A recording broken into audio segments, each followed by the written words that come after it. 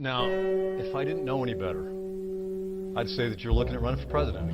Do it. Do it. Look at me. Do it. I will personally write you a campaign check now on behalf of this country, which does not want you to be president, but which badly wants you to run. I am officially running for President of the United States, and we are going to make our country great again. There's not going to be a President Donald Trump. I think that man will be president of the United States right about the time that spaceships come down filled with dinosaurs and red cake. Donald Trump has been saying that he will run for president as a Republican, which is surprising since I just assumed he was running as a joke. Donald Trump will not become president. I continue to believe Mr. Trump will not be president. Donald Trump will never, ever be president. Moderator, but apparently believes that Donald Trump is a clown. President Obama will go down as perhaps the worst president in the history of the United States! Exclamation point at real Donald Trump. Well, at real Donald Trump, at least I will go down as a president. You're never going to be president of the United States by insulting your way to. Let's see, I'm at 42 and you're at 20. We have a key race alert right now. Donald Trump now has reached the number of delegates needed to clinch the Republican presidential nomination. So, right now, Mr. Trump, to answer your call for political honesty, I just want to say, you're not going to be president, all right? It's been fun. It's been great. I love you. But come on, buddy.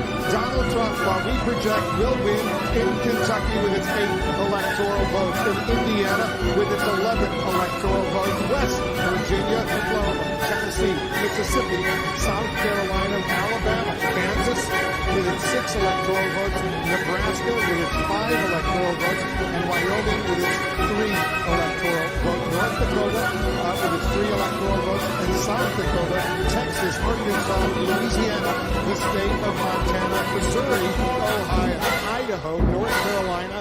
I, Donald John Trump, do solemnly swear. Do solemnly swear.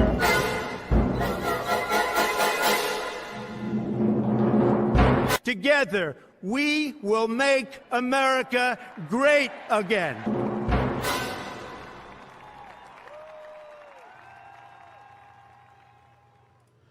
Welcome into CobraCast 199. I am your host, D-Day Cobra, and I see a lot of bros in the chat. What's up, bro? Bro, the chat is lit. Let's go ahead and show the chat, bro. Look at all the bros in the chat. I mean, it's just bro. You would think there's been a new meme created and born within the G&G community, because of course there is, because that's what we live for. We thrive for the memes. We love the memes. What's up to all the bros in the chat? CobraCast 199. What's going on, everybody? And yes, we did play the intro. We're gonna try to stick with that intro. I guess we're just gonna go as long as that ship will stay afloat. Shout out to everybody on Rumble. The bro army is over there on Rumble as well. Hell yeah. I hope that the Rumble stream is running well. We got it running last night after I had to restart it like 2 or 3 times. So are we running good over there? Are we running good over there over on Rumble? We're on YouTube. We're on Kick. It's a party, but we got some serious stuff to talk about tonight. I'm going to get everybody time to join in. And yeah, like the disaster of the Joe Biden press conference was pretty horrible yesterday, and it's moving exactly in the direction that unfortunately I predicted it would move in. And as I said, I've continued to hope I'm wrong, but everything that the mainstream media is doing right now and their reaction points to the fact that Joe Biden will not be the nominee in 2024. But we will discuss that a little later on. I see we got Mick Hawk with 5 gifted memberships. I saw someone in the chat said that they got their G&G backpack. Let's freaking go. Greg Kirby says, yo, bro. CNN says Joe Biden wears diapers. Well, that might be the most accurate thing CNN has reported in a long time. Lord Pterodax says, I hope Gina Carano wins her lawsuit. Screw KK and Bob Iger. Hail the 199 and the snake pit. Absolutely. Joseph Sasser says, bruh. Garfield's Bizarre Adventure says, GI Bro, Broback Mountain, Bronan the Brobarian. GI Bro says, can you dig it, sucker? Hey, I made a wrestling video on my D-Day Cobra 199 channel. Can you believe that? I made a wrestling video. I know. Shocking. But more to come for sure. More to come. Christian Rocker says, did you get your Starfield pre-order fig? I love that that's such an insult now. I love that that's an insult. That's fantastic. That's one of the best insults that we've come up with. That is fantastic. Chad Layton says, the opening of CobraCast never gets old. It really doesn't. It's pretty fantastic. Cellular Dream says, I smell a fig. Mick Hawk says, y'all forgot one of my supers on daily. Don't worry about it. When I see you on Vegas, I'll call you a any girl figget. Hey, bring it on. You know it. The only thing better than being insulted on the internet is being insulted in person. And I can't tell you how many people insulted me in person at the meetup. It was great. Let's see. Mick Hawk says, gifties for my bros. And Oracle of Doom drops 5 gifted memberships as well. Man, we are rocking and rolling. Swig of water to the working man out there. Swig of water to the bros. Swig of water to the bros. As is Wonky Eyebrow for the 199. Thank you so much. But yeah, the fallout from Joe Biden is bad. It's really bad. And we're going to have to discuss all of that. Garfield's Bizarre Adventure says, bro, the chickens are making me hungry, bro. And, bro, they are making me give you money, bro. You feel me, bro? It is the best business model ever. You know, like, if people come in here and start spamming anything at this point, people are just going to send super chats. I mean, look, it's on the fucking screen. Do whatever you want in the chat. But most importantly, send me super chats and gifted memberships. But either way, put the bros in the chat, put the chickens in the chat, put the memes in the chat. We don't care, man. We're just here to have fun. Vic Whiplash is here, boys and girls. Get ready because it's about to be a party. Just don't put, when people put chickens, the only thing I ask is don't put bacon and eggs. It makes me extremely hungry because breakfast food is amazing. All right? Please don't do that. Don't put the bacon in the eggs. I can't deal with it. I've been trying to diet. I've lost some weight. You know, I got over 200 pounds for the first time in my life. So don't put the bacon and the eggs in the chat. It makes me really, really, really hungry. Let's see. Rotsiv78 says, can you smell what the bro is cooking? Absolutely. And I smell what Vic Whiplash is cooking with those gifted memberships. 20 gifted memberships. Holy shit. Smash the melee button. Get the people in here. When we break 2,000 viewers, that's when we're going to start the topic. So everybody pour in here. 2,000 viewers, we start the topic. Okay? We've broken 2,000 viewers every single... Well, you know what? I don't think I have a notification. Did you guys get a notification? I don't think I have a notification. I just thought about that because I had to go live 3 times yesterday. Did you guys get notifications? Let's see. Okay, you did? Okay, cool. Some people are saying no. Most people are saying yeah. Okay. All right. Most of you got a notification. Okay, because I did. I had to go live 3 times yesterday. A lot of no's, but a lot of yeses. So I did not. Now, I'm not signed into D-Day Cobra, so I didn't get a notification. That's really weird. But either way, it's all good. Yesterday was a very good day and a very frustrating day at the same time. It was like one of those days. It would have been a record day for us on the D-Day Cobra channel, And I say that with a lot of confidence, considering the number we had to beat was 27,000 concurrent viewers. That's what we were going to have to beat. But we didn't do that, but we did finish number 6 in the United States of America on Super Chats. We finished number 6 in the United States of America here on the D-Day Cobra channel. So not a bad day. That's not to mention D-Day Cobra on Rumble, I think, made either almost as much as the YouTube side or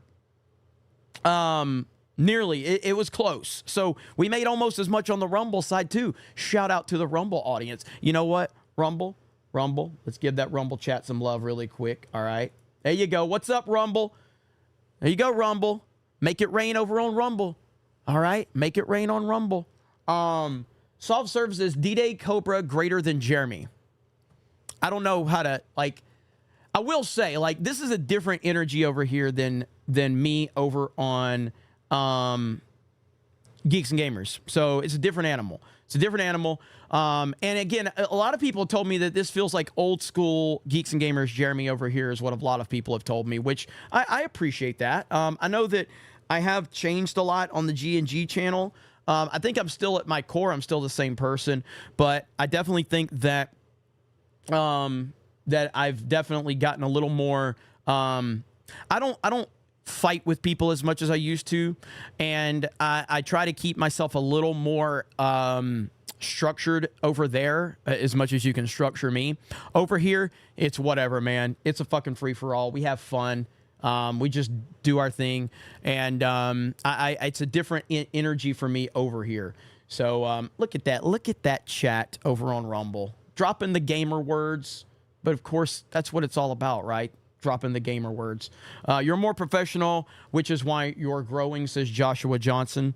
Yeah, I do need to get back to making more videos, though, on G&G and on D-Day Cobra, because I haven't done that. I haven't been doing a lot of videos, and I need to get back to doing that, because that's how you truly grow the channel.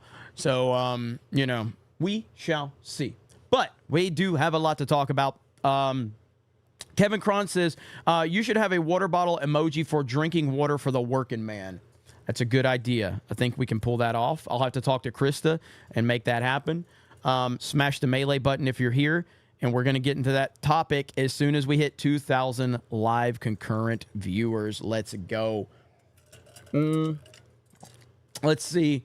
Van Vidal says, Vince is the scat legend. Bro. He is the legend, bro. Bro. Mike Hill says, Randy Orton should bring back RK Bro. Let's do it. RKO, not RK Outpost.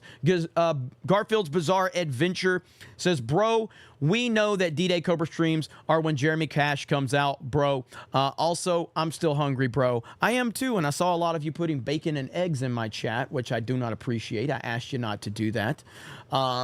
Let's see. Cohort Connor says, Jeremy, make love to me. That's a little weird. And I'm going to decline. I'm going to decline, and I'm going to disrespectfully decline. All right? Disrespectfully decline. I think we're probably just going to have to, the Rumble chat, we can't have that nonsense over there. So we're going to have to go back to the YouTube chat. That's a little weird. Bro, don't come in my chat and ask me to make love to you, bro. All right? That's a little weird. I'm sure there's someone out there for you, but it's not me. I can promise you it's not me. Mark Schaefer, $10 says car videos and your channel growth would be tenfold. That's how I found you. Car video. My question is, and let me ask the chat while we're waiting for everybody to get here. Let me ask the chat. Do you prefer car videos or truck video? All right. Now, to set the table, my car is a 2013 Mustang GT that looks like a Shelby because I'm trying to convert it over to a Shelby. The truck is a 2019. No. It's a 2021 GMC Denali. So do you prefer car video or truck video? That's the question. Joshua Johnson for 10 gifted memberships. Let's freaking go. Let's freaking go. Let's see. Mr. Knockfainer for 10 says ribeye steak and fried eggs with a couple of slices of bacon for my dinner, bro. Meats over soy any day, bro. Sounds like a Chad right there. Sounds like a Chad. Golden Nugget says, please don't ever make love to me, bro. You have my word. It will never happen. You have my word.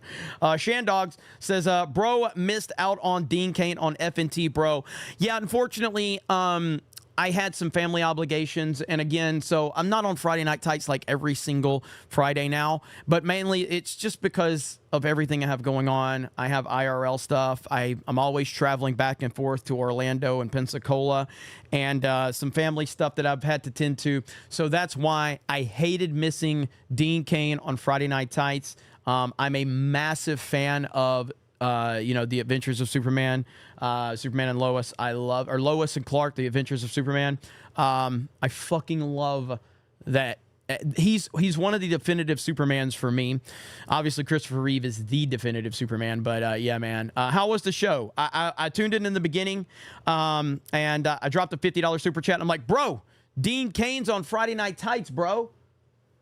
Now, Ryan's pretty mad. All right, because I started the bro stuff. Someone said, did the stream? No, Bull Bear, we're still good. Look at that. It's split down the middle. It's 50-50 truck video versus car video. It's 50-50.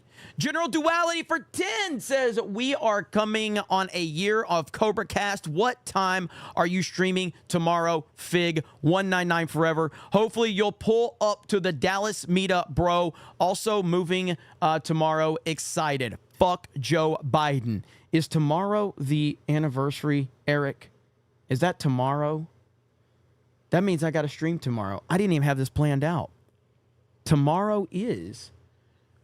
All right. So tomorrow is the anniversary of CobraCast. So I guess we're streaming, and I guess we're going to relaunch the 199 bags tomorrow. So there we go. So tomorrow is the anniversary. Wow. I with MegaCon and everything going on, completely forgot about that anniversary date. So yes, thanks to you, General Duality, you have reminded me that we are streaming tomorrow, the anniversary of CobraCast IRL. I forgot my anniversary, meaning I'm a man, okay? Trust me, it ain't the first time I've forgotten an anniversary, and it certainly won't be the last. But yes, we are doing, I'm pretty sure we're probably going to do it fairly early on, probably around 1 Central. I'll finalize that, but probably 1 Central. So we'll see. We'll see. Wolf says, clickbait title, bro. No, not at all. Not at all. All right, we're going to have to get into the topic. I do think a lot of people miss notifications because of everything. Right now, it's literally just a toss-up. It's 51-49, truck video, car video. I'm about to end it. 500 votes are in, and it's at 50-50, and we're ending it at 50-50. Of course, truck video still. Why does it always, like, there's always a percentage that's missing? But either way, it is what it is. So, okay. Let me see. Let me catch up on Super Chats, and we're going to get into our topic. Dr. Kaladin says, I'll make some love to Rumble, bro. No bromo. I got you, bro. Well, thank you. I appreciate that.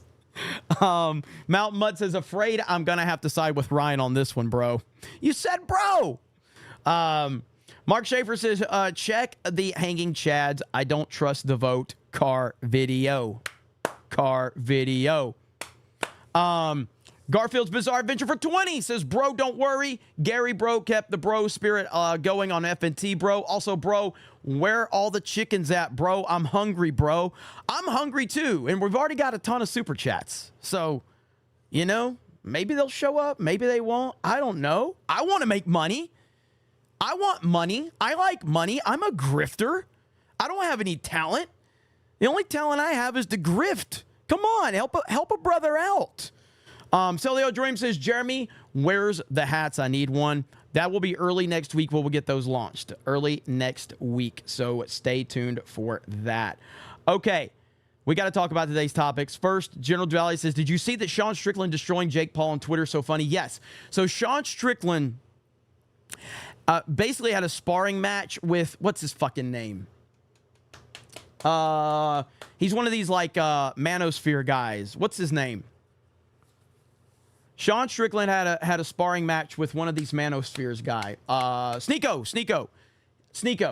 And he beat the shit out of him. Of course he did. But I will give Sneeko credit. Like he stood there and he took it. Like he didn't get knocked out, but he did get fucked up. All right. And so Jake Paul responded, and I guess Sean Strickland responded to Jake Paul. Sean Strickland will beat the shit out of Jake Paul. And that's no disrespect to Jake Paul, because Jake Paul is actually a pretty badass dude. Like, I know that like there's a lot of people that don't like him, but like Jake Paul is actually pretty badass. All right, he could kick my ass, no doubt about that. But Sean Strickland will beat the shit out of Jake Paul. And maybe we'll look at that interaction really quick. PJ says, respect Jeremy's privacy. If you want his sweet, sweet lovin', ask in a private DM. Shaking my head. That's what I'm trying to say. Eric says, Jeremy never forgets his anniversary of his gay cruise. Dara Moose says, hey, Jeremy, have you seen the new update on the web version of Rumble? Now you can @ and then username, making it easier to chat back to someone. Also, should have had Gary on last night. LOL. Yeah, I haven't seen that yet, but I'm glad that they have that going, so that's really cool. Okay, so let's get into our topic. We are closing and we're almost there. Should I wait? Should I wait? We're almost to 2,000. Smash the melee button. Let's get the chat moving. Let's get the algorithm going. Let's go, baby. We're almost there. I'll do a swig of water really quick while we're almost there. We're almost there. Psych Magus says, I hate both Paul brothers. I do too. I fucking hate both of them. But I'm also willing to give respect where respect is due. The Paul brothers are talented as hell. Logan Paul is a phenomenal wrestler, WWE wrestler. He is fantastic. Jake Paul is a really good fighter, and Logan Paul's a pretty good fighter himself too. I can't stand either one of these guys, but respect where respect is due. Okay, look at that. Man, do you see how important the audience is? Do you see how important the audience is? When you guys start talking in the chat, when you start super chatting, when you start gifting memberships, we're over 2,000, and over on Rumble, 250 strong. We got people on Kick. Let's fucking go. Let's get into our first topic. Yesterday was a complete and total disaster for Joe Biden. And it was exactly what the Democrats wanted. It's exactly what the people that are in power wanted. They wanted this to happen. I've been telling you for over a year that Joe Biden will not be the nominee for President of the United States in 2024. I hope I'm wrong. I've been saying I hope I'm wrong. I've never felt more confident than I am right now after what we saw. There is no way that Joe Biden made the decision to go out there and talk to the press. The powers that be made the decision for Joe Biden to go out there and talk to the press. No doubt about it. They sent him out there and he looked horrible. It was embarrassing. It was beyond embarrassing. It was one of the most embarrassing things we have ever seen, and the mainstream media is running with it like crazy. Right here, you've got the New York Post with headlines. Doctors call for Biden to take a mental competency test after scathing classified documents report. Something isn't right. And this is the first of many that are out there. You've got this. Biden turns confrontational over alleged memory loss in DOJ report. How in the hell dare he? Special counsel digs into Biden's mishandling classified documents. Poor memory, 5 takeaways. Now, there's something in this. I think this is the article right here because I highlighted it right here. This is ultimately what it comes down to right here, okay? In the DOJ report, this is how the 25th Amendment happens right here. This is how it happens. It describes Biden as a well-meaning elderly man with a poor memory. It describes him as a well-meaning, he's such a well-meaning guy, everyone. You know, I mean, he only threatened to fight President Trump. He only called Donald Trump supporters terrorists. You know, he's only letting a war break out all over the fucking world. He's only letting immigrants just overrun the border. He's such a well-meaning old man, everybody. That is bullshit, and that's the narrative right there. That is the narrative that will be built around all of this. He's such a well-meaning old man. He's just losing his memory, and it's such a sad, sad situation. But for that reason, we're going to have President Biden step aside, and we're going to have to defeat Donald Trump collectively together because our democracy depends on it. That's what the narrative is going to be right there, 1,000%. And then you've got Vivek saying this, and of course, I agree with Vivek. Here we go.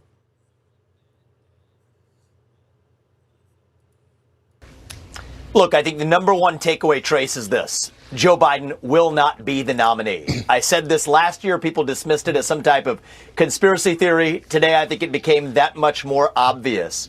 Play this out. Biden's own DOJ and special counsel is effectively releasing a report that undermines the case for him to actually be a candidate for the U.S. presidency, right as Biden's poll numbers are cratering. We have to do the math, skate to where the puck is going, not fall for the deflection. But I do think what they're planning for is to sideline Biden as the nominee, trot in a different puppet instead. That's the most significant takeaway from tonight.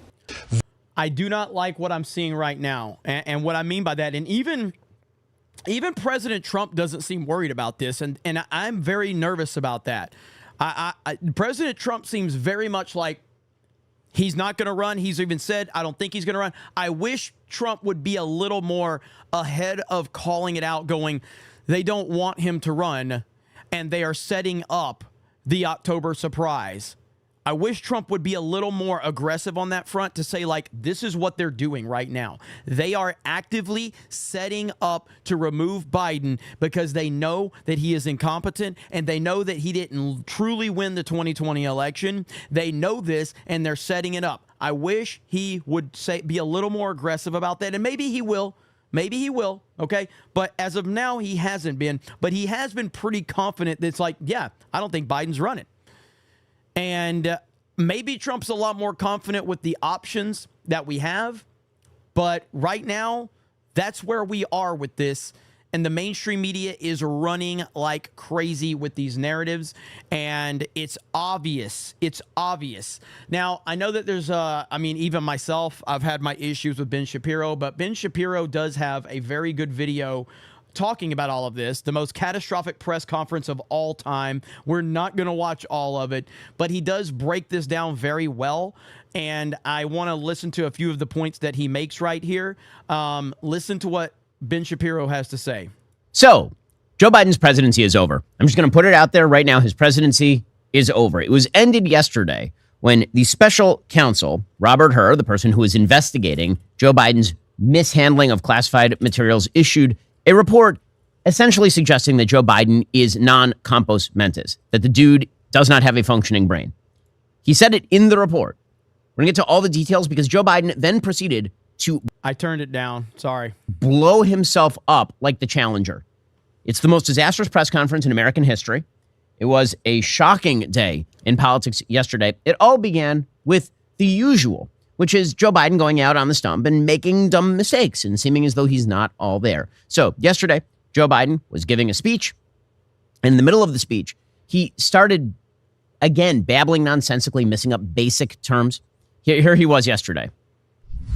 When we pushed all these programs, I said, I'm going to be a president for everybody, whether you live in a red state or a green state. Red state or... It's really fucking embarrassing, man. Like, it's... And again, as I've said, I don't buy the elder abuse bullshit. Joe Biden doesn't deserve sympathy. The Biden crime family doesn't deserve sympathy. None of them deserve sympathy at all. Because saying that it's elder abuse and that I feel sorry for him, that's sympathetic. And that's the angle that they want. They want the sympathetic bullshit.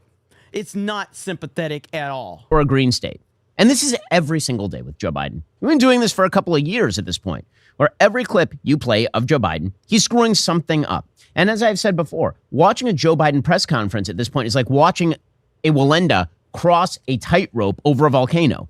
You're not watching because you're hopeful that he's going to make it. You're watching because you want to be watching if, God forbid, he falls off the tightrope. And yesterday, Joe Biden didn't just fall off the tightrope. He jumped off the tightrope directly into the political volcano. Now, again, all this began with this usual day, this sort of mistake. Karine Jean-Pierre is increasingly being asked to defend the fact that Joe Biden is not all there. Here she was yesterday giving a variety of excuses for why he had screwed up a bunch of different things over the course of the last week or so. Now, she is the absolute worst press secretary imaginable. She is the definition of a diversity hire. She's not as bad of a press secretary as Kamala Harris is a vice president, but she's pretty damn close. I would argue Kamala Harris might be the single worst hire, and I'm not speaking in hyperbole. I mean every word that I'm about to say right now. Kamala Harris might be the single worst hire in the history of humanity. No bullshit. Can you tell me where I'm wrong? Tell me where I'm wrong. She's a Joe Biden heartbeat away from being the president. She's the worst hire in the history of humanity. There's never been a worse hire with more stakes. Name me one. Name me one person that's a worse hire. She's fucking terrible. And they don't even talk about her. Notice how they don't talk about Kamala Harris very much. There's a reason they don't talk about her. There's a reason that they don't mention her. There's a reason. But let's listen. This happens. It happens to all of us, and it is common. But I do want to make sure we don't forget what the overall arching kind of theme, what he is trying to say about our leadership on the global stage. What do you say then to Americans who have that concern and they see 3 times in just a couple days the president getting the name of a leader wrong and referencing somebody who is deceased? So look, again, as you just stated, how do you even justify answering this? How do you even justify this? did in your question to me. I just laid out other leaders in their community or elected officials who have done the same. So it is not uncommon. Look, it's extremely uncommon. It's extremely uncommon. In meetings with the president, how often does he confuse names like we've seen him do? I have not seen him do that. She's lying. That is a 1,000%. That is a 1,000% lie. That is a 1,000% lie. If you've ever heard a more clearer lie, please point it out. She said that Joe Biden in meetings has never done this. Bro, they send Joe Biden out in front of the cameras in the best possible scenario they can. They drug him up with whatever they need to. They make sure he's been rested. They make sure he's been properly wiped. They make sure he's pooped in his pants already. Sometimes it still happens.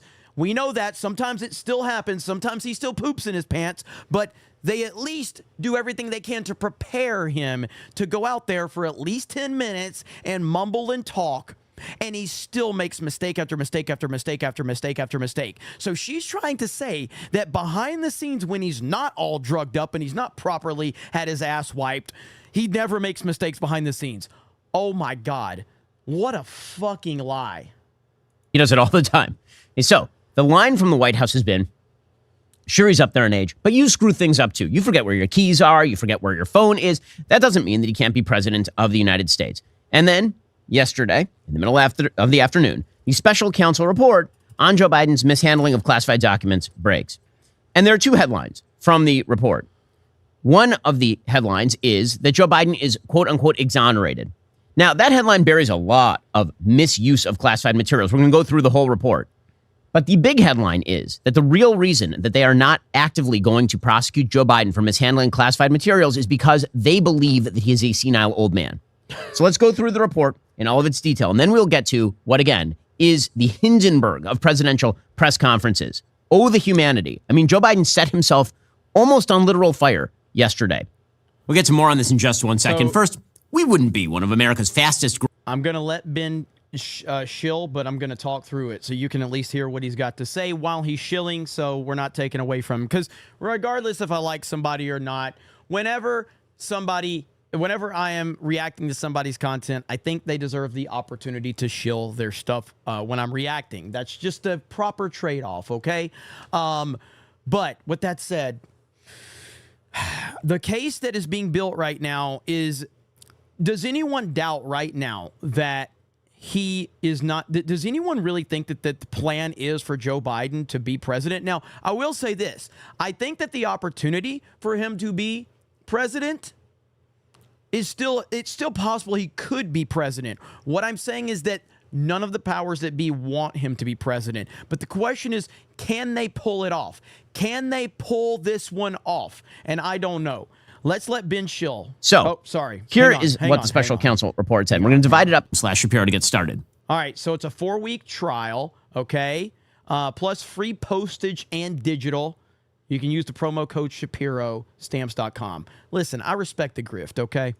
Right now, they're going to save you time. They're going to save you money. Head on over to stamps.com/Shapiro to get started.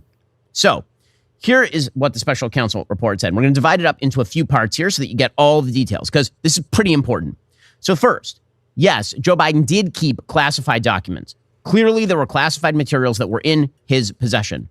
But, says the Department of Justice, we're not going to prosecute him. Quote, we conclude no criminal charges are warranted in this matter. We would reach the same conclusion even if Department of Justice policy did not foreclose criminal charges against a sitting president. Our investigation uncovered evidence that President Biden willfully retained and disclosed classified materials after his vice presidency when he was a private citizen. Now, again, the report he's reading is the same thing that I highlighted right here. And again, you have to listen to the terminology that they are using. You have to listen to the way that it's being presented. Have you ever heard them talk about President Trump and all the bad things they've claimed he's done by giving the headline, he's a well-meaning elderly man? That President Trump, he's just a well-meaning old man. He's just, he's just having some problems about where he put things or wherever he did. He's well-meaning, though. Have you ever heard that from any report about President Trump? Get the fuck out of here. Never happened. Never will happen. These materials included, 1, marked classified documents about military and foreign policy in Afghanistan, and 2, notebooks. Is my audio low? It's not showing low. My audio is showing good. All my audio levels are looking really good. I'll turn Ben down if you guys want me to. Containing Mr. Biden's handwritten entries about issues of national security and foreign policy, implicating sensitive intelligence sources and methods. FBI agents recovered these materials from the garage, offices, and basement den in Mr. Biden's Wilmington, Delaware home. However, for the reasons summarized below, we conclude the evidence does not establish Mr. Biden's guilt beyond a reasonable doubt. Now, what exactly did Biden have in his possession? Apparently, he had documents from fall 2009 that had classification markings up to top secret, sensitive, compartmented information level. Those were found in a box in Biden's Delaware garage that contained other materials of great personal significance to him. And see, this is the thing that this is their desperation for getting Trump has opened them up to so many problems for every other president. The things that they're essentially trying to take Trump down for going 6 or 7 miles over the speed limit. We all kind of flirt with that going 5 miles over. Okay, we all because we're kind of clear. I can go about 5 miles over the speed limit and I'm safe. But every now and then we'll kind of creep up to I probably can go 7, maybe 8, 7 or 8 miles and over the speed limit. They've essentially decided to take the most powerful man in the country and take him down for doing what literally every other president has done at the bare minimum. A lot of them have done far worse. And now they've opened themselves up. And Trump has even said this. Trump has said this many times.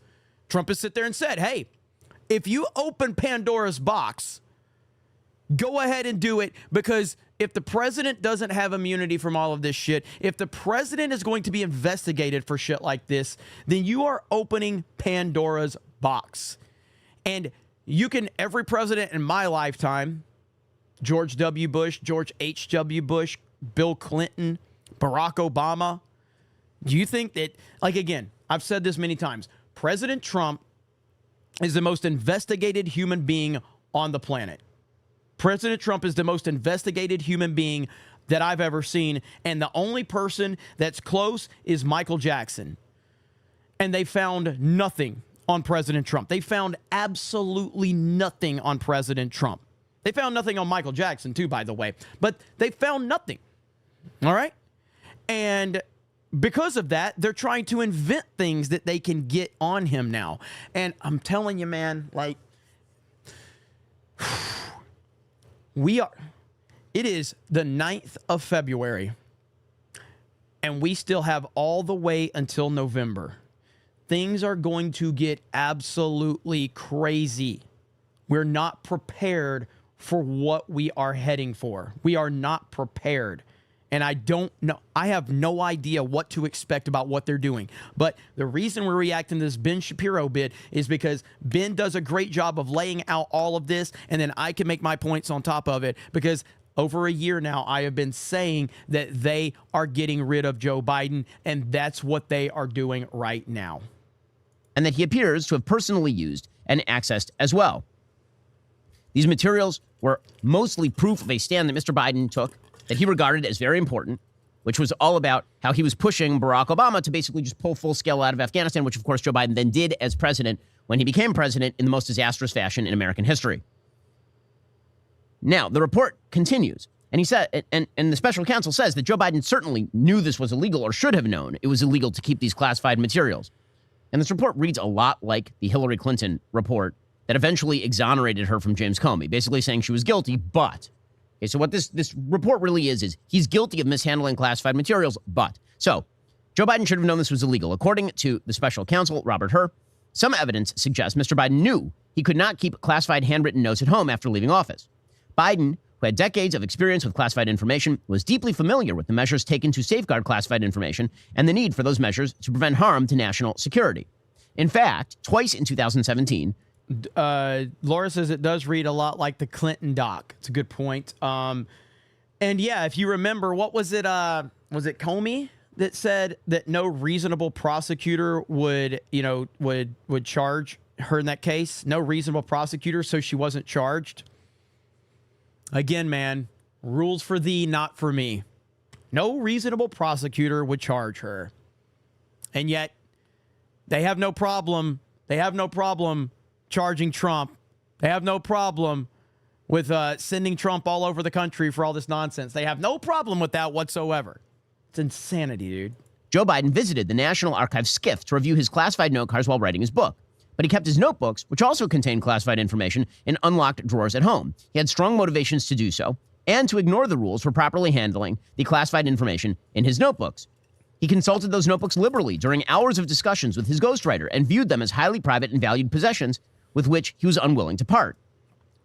In fact, while reading aloud from his notebook, and this is the most damning part, while reading aloud from his notebook, Mr. Biden listed 4 points he made about the Iraq situation during a July 7, 2015 meeting. Biden explained to his ghostwriter, a person named Mark Zwanitzer, that he had made a similar argument years earlier during the 2009 debate about the troop surge in Afghanistan. Biden told Zwanitzer he had sent Obama a 40-page handwritten memo arguing against the deployment of additional troops in Afghanistan. Mid-sentence during the interview, Biden said in a matter-of-fact tone that he had, quote, just found all the classified stuff downstairs. So, again, first rule of criming, folks, don't do it on tape. Joe Biden did it on tape. He admits full scale on the tape, in his words, that he, quote, just found all the classified stuff.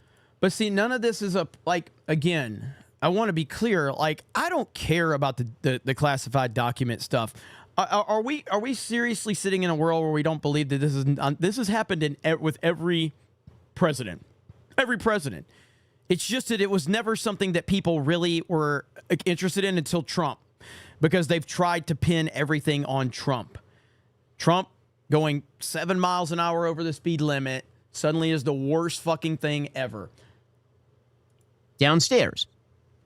Okay, which is him admitting that he has classified stuff and it is downstairs. It is no different than Donald Trump bragging to a reporter that he had in front of them a classified set of documents all about Iran, for example. This is the same thing. He says, I just found all the classified stuff downstairs. And that should be open and shut case of violation of criminal law when it comes to classified information and mishandling thereof. And as we see, our political bosses in this country, they get treatment that no one else would receive. When my wife, doctor, was working at Veterans Affairs, if she had walked out of the Veterans Affairs building... My wife, doctor? Does he normally say that? I don't watch Ben Shapiro enough. Like, I don't watch him that much. Does Ben Shapiro usually say my wife, doctor? I mean, I know he always says my doctor or my wife is a doctor. Does he normally say my wife, doctor? Is that like the meme? Am I missing something? I mean, I know he's always said my doctor is a wife, but does he actually say, okay, my wife, doctor? Okay. Because again, I don't watch Ben enough, so I don't want to judge him on. If it's a meme, I respect it. Okay. If it's a meme, I respect it. But I wasn't sure. This is when she was in residency. With violations of HIPAA material, she could have been prosecuted. Joe Biden is bragging to his ghostwriters that he has classified documents at the highest level in his cabinet downstairs on tape, and they still didn't prosecute him. The special counsel found that there is evidence that after his vice presidency, Biden willfully retained marked classified documents about Afghanistan and unmarked classified handwritten notes in his notebooks, both of which he stored in unsecured places in his house. And it's clearly Biden's material. It's not as though it got mixed in. And we know this because, this is kind of funny, he wrote on one of the folders Afghanistan, but he spelled Afghanistan without the H. Remember, this is Captain Brilliance over here. He can't spell the word Afghanistan, but he knows all about Afghanistan policy. I mean, I can't. I'm not going to hate on him for misspelling Afghanistan. Although everybody knows it does have an F in it, though. You know what I mean? But according to the special counsel, Mr. Biden said the handwritten label on the folder looks like his handwriting. The distinctive misspelling of Afghanistan confirms this. Biden repeatedly used this or a similar misspelling in handwritten notes as vice president. And before that, in notes he took as senator dating back to 1980. So, again, I mean, let's be real about this. Joe Biden was never any intellectual great shakes. The fact that he's been misspelling the word Afghanistan for literally 40 years is kind of amazing. Okay, so the special counsel then finds a series of excuses. Now you guys are misspelling. I like how you guys are spelling Afghanistan.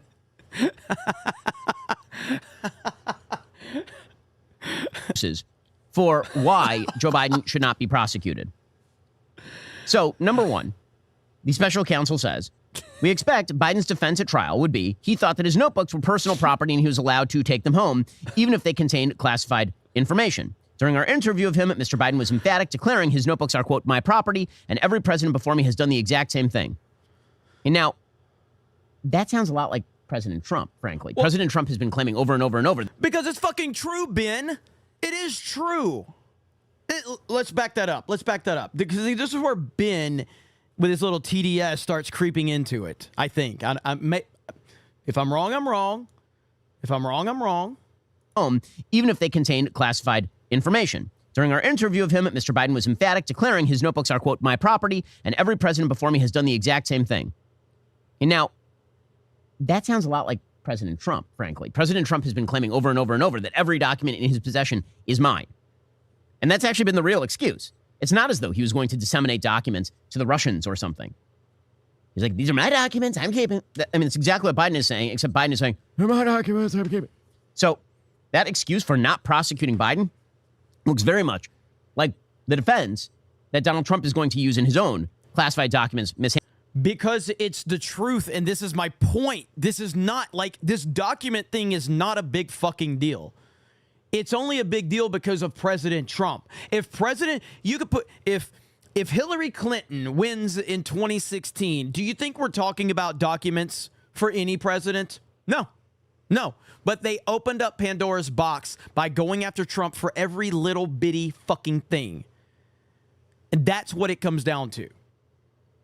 Handling case. If I'm wrong about Shapiro, and we'll see how he continues to get into this further, but like, I feel like this is where the TDS creeps in. And if you think that Ben Shapiro does not have TDS, you are 1,000% wrong. Ben Shapiro, he doesn't have a severe case. He's not Mark Hamill. All right, he's not Chris Evans. He's not one of these weirdos. Okay, he's not Stephen King. He's not Ron Perlman. But he has a mild case of TDS. Absolutely, absolutely. Furthermore, the place where Biden was storing this stuff, not exactly the most secure location. Quote, "We expect many jurors to be struck by the place where the Afghanistan documents were ultimately found in Biden's Delaware home, in a badly damaged box in the garage near a collapsed dog crate, a dog bed, a Zappos box, an empty bucket, a broken lamp wrapped with duct tape, potting soil, and synthetic firewood." So clearly handling classified materials in the way they should be handled. Now, the special counsel does go out of his way to try to distinguish Biden from Trump, saying, quote, "Most notably, after being given multiple chances to return classified documents and avoid prosecution, Mr. Trump allegedly did the opposite. According to the indictment, he not only refused to return documents for months, he also obstructed justice by enlisting others to destroy evidence and then to lie about it. In contrast, Biden turned in classified documents to the National Archives, etc." Now, is that dispositive on a difference between Trump and Biden? Not really, because what that really suggests is that Joe Biden was perfectly willing to mishandle classified documents for years on end, and only when he got caught, that is when he turned over all the documents, which doesn't relieve you of the responsibility not to mishandle classified documents. If I take home classified documents for 10 years and I mishandle them and I leave them out everywhere, and then you come to me and say, turn in the documents, and then I turn in the documents, that doesn't mean I didn't do a criminal act before. Right, but it's also the precedent. It's also the precedent. So a precedent has been set that while they are classified documents and they should be treated in a much more respectful manner, the precedent has been set that no other president has been under the scrutiny that President Trump has been under. Now, if you want to set that precedent for the remaining, or for all of time, then yeah, okay, you got a point here, but this was never a fucking problem for anybody. Bill Clinton was probably getting his dick sucked while he was hanging out reading the classified documents. Nobody gave a damn. Nobody cared. We literally found cocaine, was it cocaine, in the White House, and nobody cared. What do you think would have happened if Trump would have had cocaine? Suddenly the precedent changes. Suddenly it's a big deal. Suddenly it's a big deal that there's drugs in the White House. But because it was Biden, swept under the rug, nobody gives a shit. Either we're going to have a consistent standard or we're not. And at the end of the day, the only reason we're talking about classified documents is because of Donald Trump being in the White House. That's it. That's it. And by the way, when it comes to Hillary Clinton, she actually bleach bit her hard drive and all that. But yeah, and nobody, none of this. And she completely walked away with not even a fucking slap on the wrist. Not even a slap on the wrist. The precedent has been set that all of these politicians get away with all this shit. And now they're trying to act like Trump did something completely out of line. None of this is the real reason they're not prosecuting Joe Biden. The real reason they are not prosecuting Joe Biden is because Special Counsel Robert Hur makes it clear in the report. This is what's so devastating for Biden. He makes it clear over and over and over again in this report that Joe Biden is no longer mentally fit to be even in the defense box, let alone president of the United States. What I'm about to read to you are all direct quotes from the Special Counsel report, making absolutely clear that Joe Biden is no longer with us, and not only that, has not been with us for years. It's more on the... Now, I will, we'll mute him and let him talk about his next shilling project, but I'll say this. The reason this report is happening is not because of classified documents. And this is the point I'm trying to make. It's not happening because of classified documents. It's happening because they need to get rid of him. They're building the case to get rid of him. That's why they're talking about Joe Biden and classified documents. That's all this has to do with. That is it. Nothing more, nothing less. That's it. So they need to get rid of him, and they're building the case because he's just a well-meaning old man, everybody. He's just a well-meaning old man. That's it. No big deal. No big deal. He's like your grandpa, guys. He's just like your grandpa. If your grandpa was, letting illegal immigrants just run all over your house and starting unnecessary wars with neighbors. He's just like your grandpa. No big deal. It's just ridiculous, dude. It's insanity. But there you go. There's Ben's latest Cars for Kids. Here's what the report says, quote, Mr. Biden's memory was significantly limited, both during his recorded interviews with a ghostwriter in 2017 and in his interview with our office in 2023. Now, remember, the year is 2024. This report is saying that Joe Biden's memory was going in 2017. That is full on 7 years ago. And if you've been paying attention to Joe Biden, you know that. Joe Biden's decline. Ghost Crusaders TV says, did you see Michael Rappaport on Patriot Bet David? I did. I've got that clip pulled up. We're going to react to that here in just a bit. But yeah, Joe Biden's been, like, if you've been paying attention to Joe Biden, he's been going for a long time. And it's gotten really bad since 2020. It's gotten really bad. And it's gotten worse since then. Quote, we have also considered that at trial, Mr. Biden would likely present himself to a jury, as he did during our interview of him, as a sympathetic, well-meaning elderly man with a poor memory. So, in other words, his defense is going to be that he is a nice old gent who doesn't remember things anymore. All right, I want to know if I've not seen this. I want to know if Shapiro is going to understand the point, all right, that they're making with that. I mean, Ben Shapiro's a smart guy. I disagree with him on a lot of things. He's a smart guy. Which, is that a great description of what you want in the Oval Office? Based on our direct... Ben, come on. You've got to understand what they're doing with that. You've got to understand that one, Ben. You've got to understand the angle they're going for with that one. You have to. Interactions with and observations of him. He is someone for whom many jurors will want to identify reasonable doubt. It would be difficult to convince a jury that they should convict him, by then a former president well into his 80s, of a serious felony that requires a mental state of willfulness. So they're saying that they're just going to see a geriatric Doddard and they're going to let him off. More quotes from the special counsel report. Quote, Mr. Biden's memory also appears to have significant limitations, both at the time he spoke to his ghostwriter Zwanitzer in 2017, as evidenced by their recorded conversations, and today, as evidenced by his recorded interview with our office. Mr. Biden's recorded conversations with Zwanitzer from 2017 are often painfully slow, with Mr. Biden struggling to remember events and straining at times to read and relay his own notebook entries. Another quote, in his interview with our office, Mr. Biden's memory was even worse. He did not remember when he was vice president. Yeah, this is mind-boggling stuff, folks. Joe Biden sits down with the special counsel investigating him over classified documents. It's not as mind-boggling as you would think. It's being done for a reason. It's being done to build the case for the 25th Amendment. It's really pretty obvious to me. And, I mean, it's so obvious that's what they're doing. He's president of the United States at the time. He does not remember when he was vice president, forgetting on the first day of his interview when his term ended. Quote, if it was 2013, when did I stop being vice president? And forgetting on the second day of the interview when his term began. Quote, in 2009, am I still vice president? Now, call me crazy, but it seems to me that the president of the United States should remember when he was vice president of the United States, like in terms of the years. That seems... Chat, the ones that watch Ben Shapiro consistently, does Ben try to justify that 2020 was legit? Does he try to justify that 2020 was legit? I'm just curious about that. Because, I mean, it's like he's...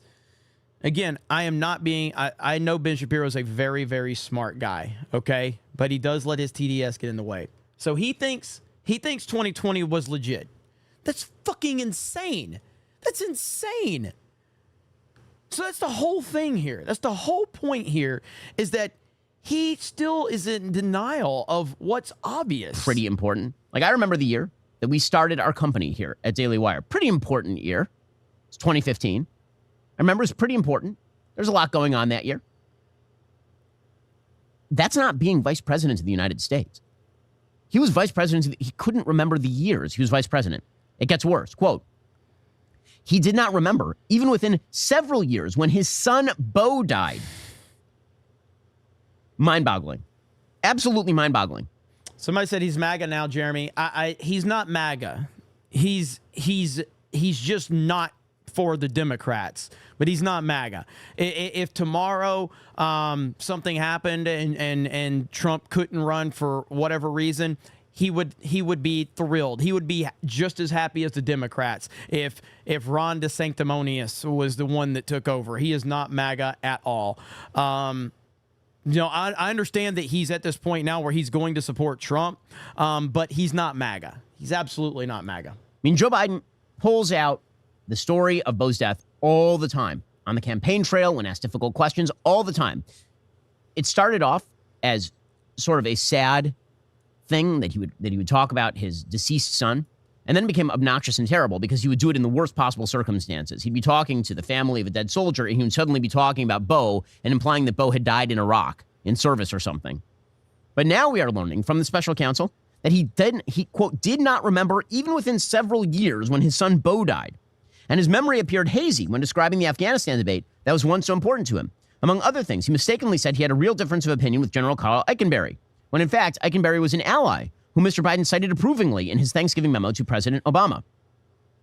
There's more. Quote, given Mr. Biden's tendency toward loose talk with Zwanitzer and Mr. Biden's limited precision and recall during his interview with our office, discussed above, reasonable jurors may hesitate to place too much evidentiary weight on a... By the way, the comment,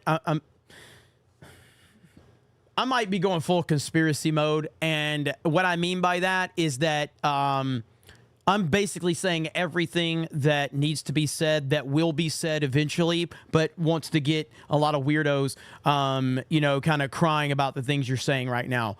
The entire reason for them it's all about emotions. They are trying to hit at people's emotions. The reason they're bringing him not remembering his son's death is to make you sympathetic. That's all it is. It's to make you sympathetic to what's going on. This is storytelling. They are telling you a story right now. They are telling you a story. That's what they're doing. This is all meant to build you up to whatever their plan is to get rid of him. But this is all meant to strike at the emotional heartstrings. That's what it is. A single 8-word utterance to Zwanitzer from almost 8 years ago in the absence of other more direct evidence. In other words, the reason that we're not prosecuting him over saying to his ghostwriter, I have a bunch of classified information downstairs, is because he's too old and he's too senile. And then they reiterate, Biden will likely present himself to the jury as a sympathetic, well-meaning elderly man with a poor memory. While he is and must be accountable for his actions, he is, after all, the President of the United States. Based on our direct observations of him, Biden is someone for whom many jurors will want to search for reasonable doubt. Quote, we believe some of the same evidence that supports reasonable doubt for classified Afghanistan documents also supports reasonable doubts for the notebooks, including Mr. Biden's cooperation with the investigation, his diminishing faculties in advancing age, and his sympathetic demeanor. Again, nice, old, senile man is the verdict. That's why he's not going to jail. This report is so much more devastating than a simple indictment would have been. A simple indictment, Biden probably would have gotten off. I have to imagine Ben gets to where I'm at. I think Ben's just really good, maybe at building up, because now I'm invested to know. Ben, are you going to get there? Are you going to get there? Jim says, I see a chicken, you get money. I didn't even see. Oh, okay, there's a chat, right? Well, send them, baby. Let's get paid. Let's go. All right, let's go. It would have killed Trump's classified documents indictment as well. But the stain of a special prosecutor saying we cannot prosecute him because he is old and senile is devastating. And of course, the Biden team picked up on that right away. They sent a letter, his lawyers, to Robert Hur, quote, we do not believe the report's treatment of President Biden's memory is accurate or appropriate. The report uses highly prejudicial language to describe a commonplace occurrence among witnesses, a lack of recall of years-old events. Such comments have no place in a Department of Justice report, particularly one that in the first paragraph announces no criminal charges are warranted, and that the evidence does not establish Mr. Biden's guilt. And then they make an excuse. The excuse they use for why Joe Biden can't recall when his son died or when he was vice president is, quote, his interview began the day after the October 7th attacks on Israel. That's going to be the actual line. That's going to be the actual line. Now, I ask you, is that a good defense? So there's a major international crisis and the president gets more senile? Ben, you and that apparently is supposed to be a defense to his senility? You got to get there, Ben. See, that's why we hire you for the job, is because you're supposed to handle the 4 a.m. phone call, as Hillary Clinton once called it, with some level of mental acuity. If you lose your faculties the minute an international emergency breaks out, what are you good for? What are you good for? So President Biden then put out a written statement in which he said, quote, over my career in public service, I've always worked to protect America's security. I take these questions seriously. No one has ever questioned that. Okay, he didn't make any comment in his original statement about his lack of... I have never seen a more obvious propaganda campaign than this. I've never seen it. I've never seen it. All this comes down to is that Joe Biden is a lame duck president he was nobody voted for Joe Biden in 2020. Nobody. Now, obviously somebody did, but you know what I'm saying.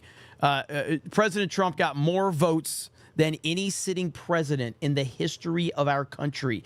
And how much did he increase, chat, from 2016 to 2020? How much was the increase from?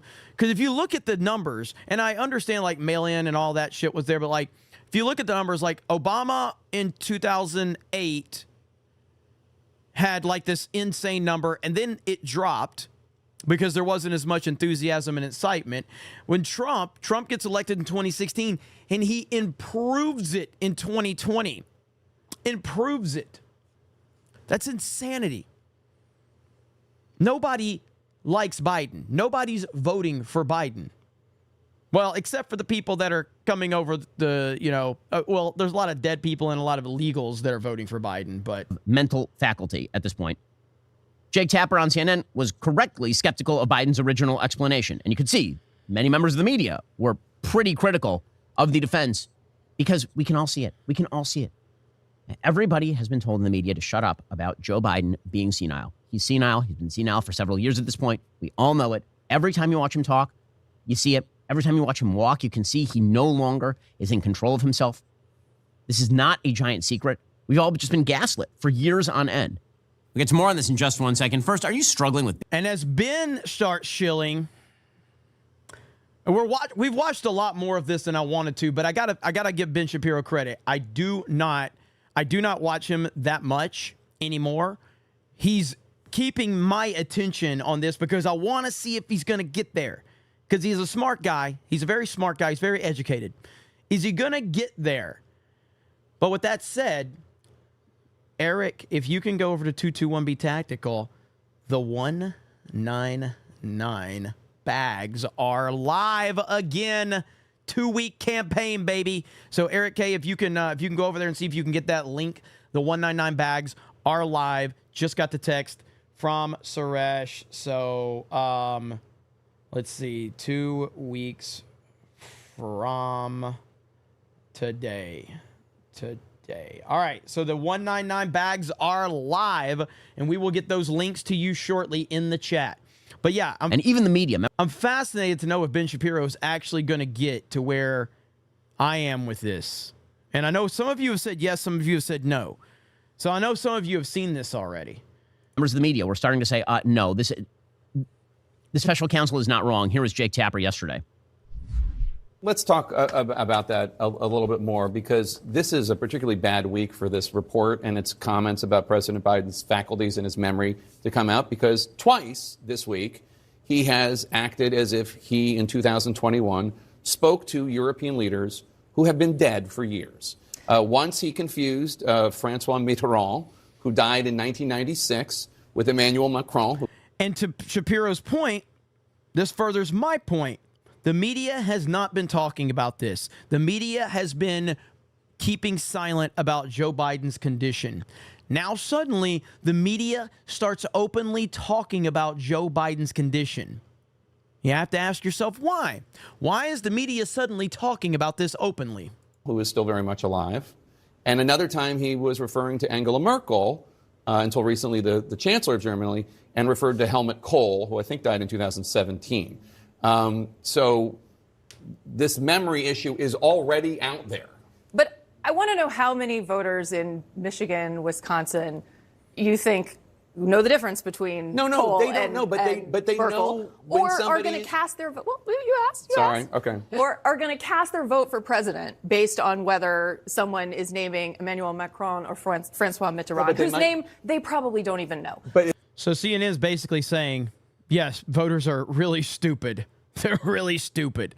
That's essentially what CNN is saying. Voters are really stupid. It's not about that. It's about faculty and memory and whether or not somebody they perceive is competent. Okay, so Tapper is speaking for virtually all Americans on this. Whatever Joe Biden's random failure of the day, it's not about what he said when he mixes up a dead French president with a live French president, or mixes up Germany and France. The problem, of course, is that everyone knows, everyone can look and see that Joe Biden is no longer in control of his faculties. So this is now emergency time. And fairly late last night for Joe Biden, which is to say 7:45 at night. We know that he usually calls it at like 7 p.m. because, again, the man he is currently on the old age home schedule. They have him in political hospice, this president. It's really sad. Honest to God, it's really, really sad. He's my president because he was elected president. And it's sad to watch the president of the United States. There you go. Yeah, Ben. Okay, Ben. Sure, Ben. Sure, Ben. Okay. Yeah. Okay, Ben. We believe you, Ben. Jesus. Not in control of himself. So they called a presser, an emergency presser at 7:45. Now, there's only one goal for calling. See, nonsense like that just pisses me off. Like, you are just helping with this nonsense. Like, God, it's so aggravating. Emergency press conference. And that is to blow up the widespread assumption that Joe Biden is not in control of himself. Right? The idea was going to be that in a normal political cycle, what would happen is the president would come out, he would be fully in control. He'd be ready to go, fully in control. And he would then demonstrate that the special counsel was just wrong, that he was having an off day, or that he hadn't had a lot of sleep last night, or that the special counsel hates him. But clearly, this is a person who is not only in command, this is a person who is at the peak of his powers. So Joe Biden comes out last night. We're going to go through this whole press conference because it is the most disastrous press conference in presidential history, bar none. Bar none. I've seen a lot of them, folks. I've been following this stuff for over 20 years, and I've seen a lot of tape.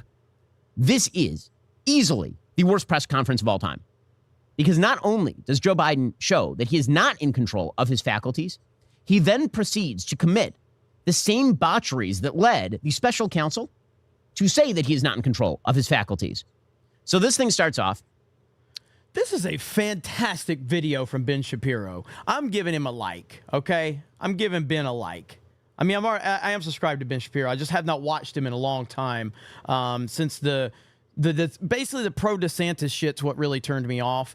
And him just his willingness to like not accept that, you know, that Donald Trump was screwed in 2020. This is a phenomenal video, so I'm giving Ben Shapiro some respect. Hey, I'm watching this damn video. I'm getting content out of it, and the least I can do is pay the man some respect, all right? This is a good video. And as always, Joe Biden, it's kind of like a wind-up toy at this point. The first several minutes, you're like, okay, well, he looks awake. And then as whatever they've shot him up with wears off, he starts to fail. And the batteries start to sputter. And the light behind his eyes starts to dim. You can see it happening in real time, which is why it's important. Well, and somebody says he's playing nice with YouTube, and I totally understand that. I'm not saying that he needs to go all in like he's on Rumble and just say what we all know, but I allude to it without point blank just saying what is obvious, and that's all I'm asking for. I'm not asking you to break, you know, like rules and stuff, because I know. And look, I know, like, for the longest, I've had videos taken down on this channel, all right, because of the stuff I said, you know, after the 2020. I've had videos removed from YouTube, okay? And I know that YouTube lifted that rule, which seems a lot like a January 6th move to me. You know, when YouTube lifted the rule, they're like, hey, guys, you can talk about the 2020 election. And I'm like, that sounds a lot like the police officers waving people into the Capitol building. That seems a lot like you're waving me into the Capitol building on January 6th. I don't think I'm going to talk about that in detail like you're inviting me to. But anyway, here we go. Important that we watch the whole thing. So Joe Biden staggers out at about 7:55. He's 10, 15 minutes late to his own press conference. And 7:58, I guess. So it's 13 minutes late to his own press conference. And he proceeds to then speak about the special counsel report. As you know, the special counsel released his findings today. I wish Ben would have showed him walking up, because if you saw yesterday when Joe Biden walked up, dude, he looked like he had already shit his pants. Like, he really did. He looked like he had already pooped his pants when he was walking up to the podium. And honestly, I'm not going to say that he didn't. Maybe they were waiting. You remember he was late because it says 7:58. It was scheduled for 7:45 yesterday. So he was 13 minutes late to his own press conference. They probably waited. They probably waited until he pooped his pants. That's what they did. about their look into my handling of classified documents. I was pleased to see he reached a firm conclusion that no charges should be brought against me in this case. This was an exhaustive investigation going back more than 40 years, even into the 1970s when I was still a new United States Senator. The special counsel acknowledged I cooperated completely. I did not throw up any roadblocks. I sought no delays. In fact, I was so determined to give the special counsel what he needed, I went forward with a 5-hour in-person interview over 2 days on October the 8th and 9th of last year, even though Israel had just been attacked by Hamas on the 7th and I was very occupied. It was in the middle of handling an international crisis. I was especially pleased to see special counsel make clear the stark distinction and difference between this case and Mr. Trump's case.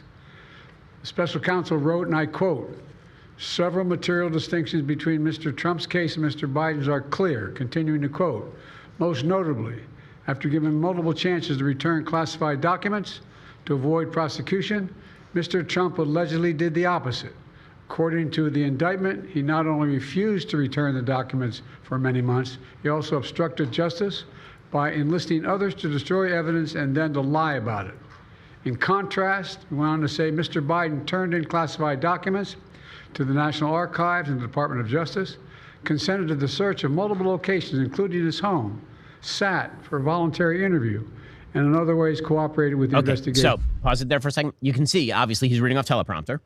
Right? He's not pausing to think or anything. He's reading a quote off the teleprompter, and the slurring is getting worse. Again, I'm hesitant to analyze the affect of Joe Biden's speaking because what's there to say? But this entire press conference was designed regarding affect. We get some more. So I've got this clip that Eric sent me from Robin Williams talking about Joe Biden. What? Let's see here. Let's see if let me pull this over here. Okay. So this is Robin Williams. Let me pause the Ben Shapiro one really quick. Let's hear this. I don't even know what let's see, where is it? Right here. I don't know what I'm about to listen to here.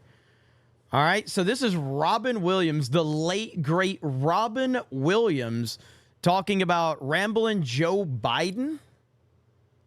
We still have comedy, though. We still have great comedy out there. There's always rambling Joe Biden. What the fuck?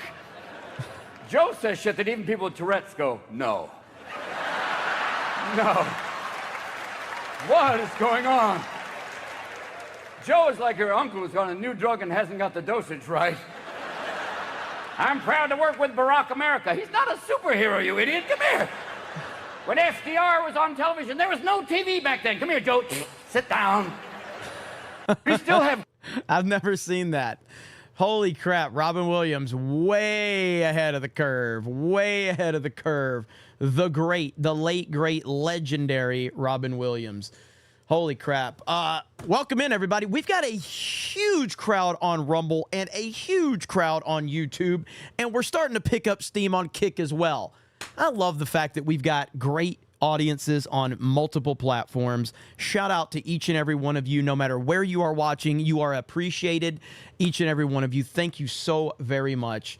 Amazing. Man, this thing is building, and it ain't slowing down. We are hitting numbers that have never hit on this channel. So thank you all so very much. And again, I would respectfully ask, I have watched now 28 minutes of Ben Shapiro. I've watched 28 minutes of Ben Shapiro. I've never watched Ben Shapiro on this show, but it's just a good video. I would ask everybody to go over to Ben Shapiro's video, give it a like. If you want, you don't have to. I'm not your boss, but I'm just saying, I've watched 28 minutes of Ben Shapiro, and it's good. Conference was about, can Joe Biden handle himself for longer than 5 minutes? We are currently 2 minutes into this press conference. He's already starting to fade. I've seen the headlines since the report was released about my willful retention of documents. These assertions are not only misleading, they're just plain wrong. On page 215, if you had a chance, I know it's a thick document. On page 215 of the report of the special counsel found the exact opposite. Here's what he wrote.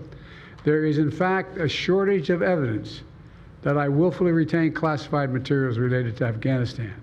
On page 12, the special counsel also wrote for another documents. The decision to decline criminal charges was straightforward. The evidence suggests that Mr. Biden did not willfully retain these documents. The evidence said I did not willfully retain these documents. In addition, I know there's some attention paid to some language in the report about my recollection of events. There's even reference that I don't remember when my son died. How in the hell dare he? Look how Ben Shapiro's looking. Look at how Ben Shapiro's looking. It's so funny. Raise that. Okay, pause it for a second. Okay, this is where it starts to go off the rails for Joe Biden, truly off the rails. So far, he's just been reading from the report. Now, he has no defense for the claim that he doesn't know when his son died. So instead, he tries to substitute outrage. So the claim was that Joe Biden will be found by a jury to be an affable elderly gentleman who is not in control of his faculties. Joe Biden went out there to prove that he is in control of his faculties. Instead, he spent the rest of the press conference. I feel like I'm watching a movie right now, and I need Ben Shapiro to get there. I need Ben Shapiro to understand what is going on. And I feel like he will, but I don't know. Demonstrating that he is, in fact, not affable, that he is, in fact, not likable. So this is where things start to go totally sideways for him. Frankly, when I was asked the question, I thought to myself, it wasn't any of their damn business. Wait, what? Let me tell you something. Somebody was commenting, I wear since the day he died, every single day, the rosary he got from Our Lady of... Oh, no. Every Memorial Day, we hold a service remembering him. Okay, pause it right there. He literally, in the middle of his big dramatic moment, cannot remember where they got the rosary for Bo. I mean, we are 3 minutes into this press conference. It started at 7:58. It is now 8:01 p.m. Eastern Time. And the President of the United States trying to demonstrate that he is in full control of his faculties and getting into the heightened emotional moment of trying to show that he knows every detail about Bo, himself steps directly onto the landmine, mentioning a thing no one asked about, this rosary that he was going to use as a prop. He pulls it out and then cannot remember where he got it. It was a horrifically bad moment. Like, I don't know if we're ever going to truly understand the ramifications of that, but my question would be is, will this hurt? This moment will be something that's going to be talked about for a long time. This is not going to go away. Like, this press conference is something that's going to go down in history. It was awful. My question is will it have negative impacts for the Democrats for the rest of the year, depending on what their plans are with getting rid of Joe Biden and bringing in either Big Mike or Gavin Newsom or whoever else it's going to be? That's the thing, is like, will it have negative impact on the general public from that perspective? And I believe that it probably won't have as big of an impact as I would like it to have, but I guess we'll see. In the middle of the presser. That's just the beginning, folks. It gets worse. Family and the people who loved him. I don't need anyone. I don't need anyone to remind me when he passed away or passed away. Simple truth is, I sat for a 5-hour interview over 2 days of events. It's getting worse. Back 40 years. At the same time I was managing international crisis, their task was to make a decision about whether to move forward with charges in this case. That's their decision to make. That's the counsel's decision to make. That's his job. And they decided not to move forward. For any extraneous commentary, they don't know what they're talking about. It has no place in this report. Okay, stop it there. That's not even true. Of course it has a place in the report. The report is not just about whether or not Joe Biden mishandled classified documents. Somebody said, is he drunk? No, he's exactly how they wanted him to be. And I'm getting more and more frustrated that Ben Shapiro is not understanding this. But I hope he'll get there. Because this is obvious what they're doing. The obvious reason is he was out there to look bad. They wanted him to look bad. He was meant to look bad because they need to get rid of him. This is all building up to get rid of him. Ben, please see this. Very clearly did. The question is why you're not prosecuting him if he mishandled classified documents. And the answer is because we're not going to prosecute a senile old man. When he says that it's not their place to analyze that, of course it is. That's what prosecutorial discretion is. This happens literally every day for prosecutors across the country. They have to decide whether they believe they will be able to succeed in a case. And one of the factors in whether you're going to be able to succeed is the state of the defendant in the case. So Joe Biden, again, trying to walk right past the question, it's not going to work. And again, we're 4 minutes in. I keep time checking this because all he had to do was give a presser in which he said things and didn't answer questions. And Ben, I'm 32 minutes into your video, which is, if you would have told me I was going to be 32 minutes into a Ben Shapiro video, I would have told you were crazy. But it's been a good video. But you're still not understanding what the whole point here is, and that's what's frustrating me. Probably 5 minutes. And within 3, he's screwing up basic matters of fact. He's mischaracterizing the report, and he's fading incredibly badly. Here we go. The matter is now closed. I'm going to continue what I've always focused on, my job of being President of the United States of America. Now, thank you, and I'll take some questions. President Biden, something the special counsel said in his report is that one of the reasons you were not charged is because, in his description, you are a well-meaning elderly man with a poor memory. I'm well-meaning, and I'm an elderly man, and I know what the hell I'm doing. I've been president. I put this country back on its feet. I don't need his recommendation. It's totally out. How bad is your memory, and can you continue as president? My memory is so bad, I let you speak. That's my memory has gotten worse. So yesterday, I didn't really understand that was Peter Doocy, but when he said that, it did sound weird. When he said, my memory's so bad, I let you speak. But he was making a point like, it's you, I'm letting you speak, you're Peter Doocy. So as much as I want to meme on him for everything, I understand what he was saying there. I do understand what he was I understand what he was trying to say there. The point being is that in order to be the president, in order to be the leader, in order to be a chief executive officer, you need the ability to communicate and communicate properly. And he doesn't communicate properly. The fact is we were questioning that. We were like, what is happening? Why is he saying that? We didn't even know. And the point is because he's not a good communicator at all. But you know who's a good communicator? Legalize adulthood with a proper 199 and says the matter is now closed. I will continue what I have always focused on, my transition into the perfect male. Dave Rubin, I will now take your DMs. Jeremy at his press conference today. Hail the 199. Let's freaking go. Legalize adulthood, you freaking mad lad, with the proper 199, the first proper 199 of the night. Holy shit. Mr. President. Did you guys like that segue? You know who is a good communicator? Even though he was making a joke at my expense, he's still a damn good communicator. My memory is not good. My memory is fine. My memory, take a look at what I've done since I become president. None of you thought I could pass any of the things I got passed. How'd that happen? You know, I guess I just forgot what was going on. Man, pause it for a second. Okay, so he's not clearing up anything about his memory here. He's simply saying, I did a lot of stuff as president of the United States.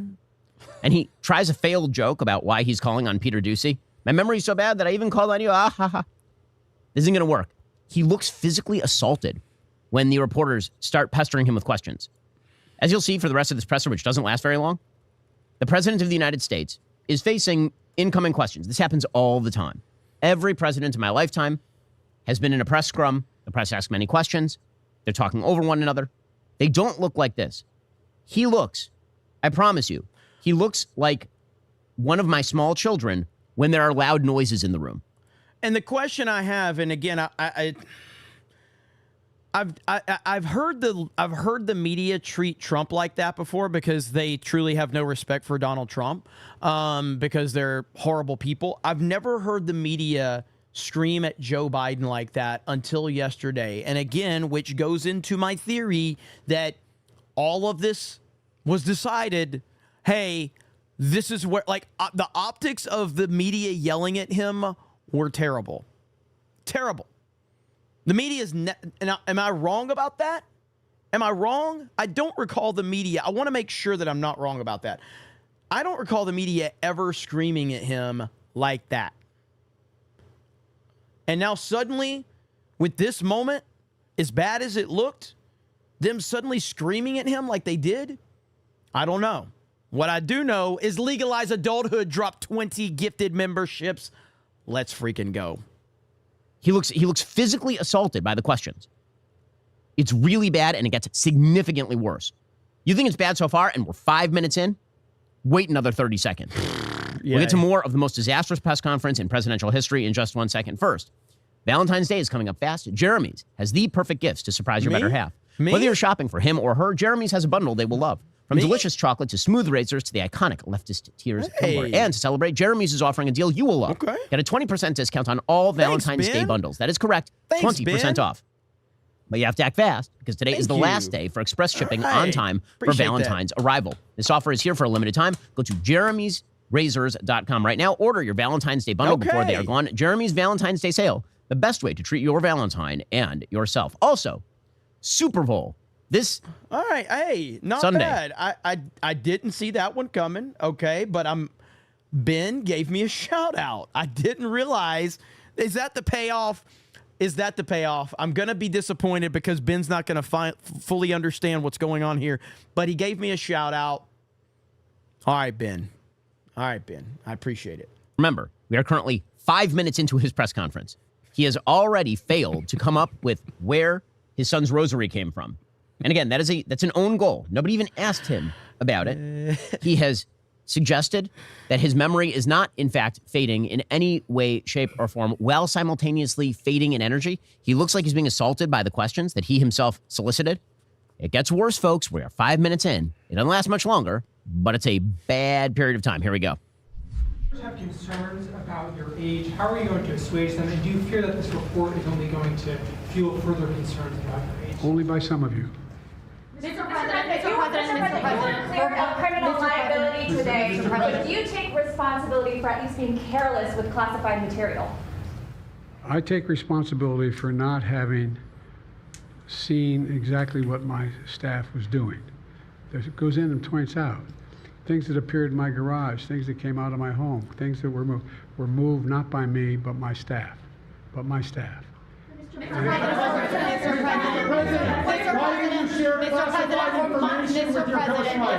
you can't see it, folks, he's like blinking. He looks assaulted. When you were asked about your age, you would respond with the words, "Watch me."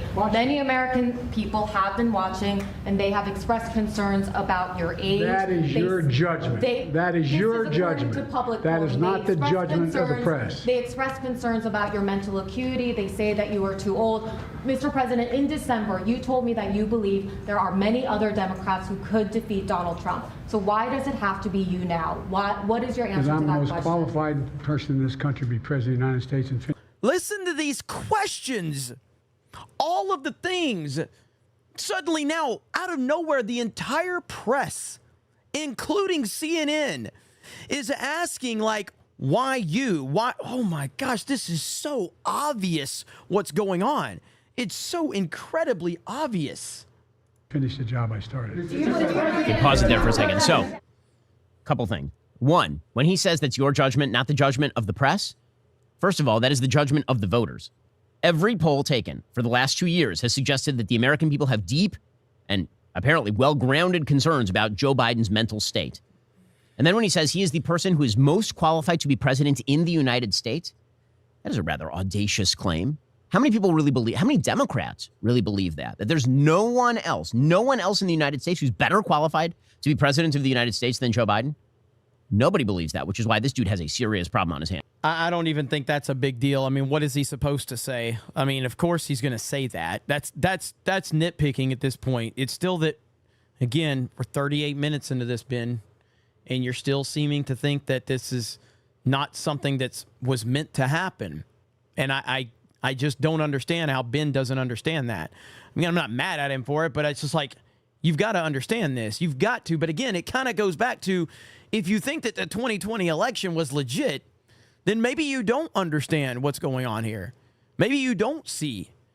Because in order to get to point B, you needed to get to understand point A. And if you don't understand 2020, then maybe you don't understand what they're doing now. I don't know. It's weird. By the way, yes, the pinned post right there in the chat is the 221B Tactical 199 backpacks are back, available for 2 weeks. That's because you guys asked for them. Many people have gotten their bags, and they have said, I mean, they can tell you right now, the bags are fantastic. They're worth every penny. It's a very, very good backpack. So if you're interested in that, you got 2 weeks. I appreciate you guys. Plus, we're going to be giving some away for free. Hands. President, why are you confusing the names of world leaders? Thank you, everyone. Thank you very much. I did not share classified information. I did not share it. With your ghostwriter. Pause it. My ghostwriter. That's a lie. That's a lie. He's just lying.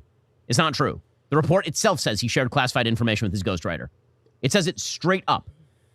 When he says that he did not share classified information with his ghostwriter, he is not telling the truth. It is a lie. Okay, so he's lying and he's forgetting things in a press conference that is supposed to be how he is a totally with the truth teller. Continue. Not. Guarantee you did not. But the special counsel said in the no, report he that he did not say that. Okay. He did not say that. But Mr. President, let me answer your question. The fact of the matter is, what I didn't want repeated, I didn't want him to know, and I didn't read it to him, was I had written a long memorandum to President Obama why we should not be in Afghanistan. And I was of this multiple pages. And so what I was referring to, I said classified. I should have said should be private, because it was a contact between the president and the vice president as to what was going on. That's what he was referring to. It was not classified information in that document. That was not classified. Listen to them yelling at him. This is insane. Like, I want to be clear that the president of the United States should never be put in that position if we're living in a proper country. But of course, we don't live in a proper country because we saw what they did to President Trump. But this is insanity that they are yelling at him like that. Again, I don't feel sorry for him. I'm just saying that this is what's happened since the leftist lunatics attacked Donald Trump and lost all respect for the office.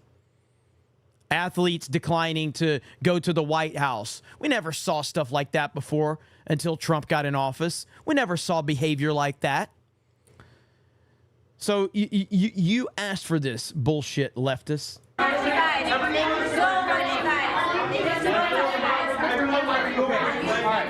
He called on me.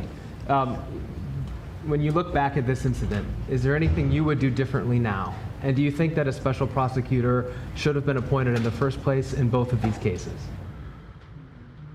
First of all, what I would have done is oversee the transfer of the material that was in my office, in my offices. I should have done that. If I go back, I didn't have the responsibility to that. That was my staff was supposed to do that, and they referenced that in the report. And my staff did not do it in a way that, for example, I didn't know how half the boxes got in my garage until I found out staff gathered them up, put them together, and took them to the garage in my home. And all the stuff that these answers are exactly what the powers that be want. They wanted him to say stupid shit like this. This is perfect. This is exactly what they wanted. This is exactly what they wanted. Was in my home, was in filing cabinets that were either locked or able to be locked. It was in my house. It wasn't out in, like in Mar-a-Lago, in a public place where, and none of it was high classified. Didn't have any of that red stuff on it. You know what I mean? Around the corners? None of that. And so I wish I had paid more attention to how the documents were being moved and where. I thought they were being moved to the archives. I thought all of it was being moved. That's what I thought. Now, what was the last part of your question? Whether a special counsel should have been appointed in this case and in the case of your rival president, former president. I think a special counsel should have been appointed. And the reason I think a special counsel should have been appointed is because I did not want to be in a position that they looked at Trump and weren't going to look at me. just like they looked at the vice president. And the fact is they made a firm conclusion. I did not break the law, period. Thank you all very, very much. Okay, so he says, thank you very much. And then he starts to head off. And at this point, his staff is like, wow, this was bad. This was not good. But maybe they're breathing a sigh of relief. And then he comes back. He comes back for more. Here we go.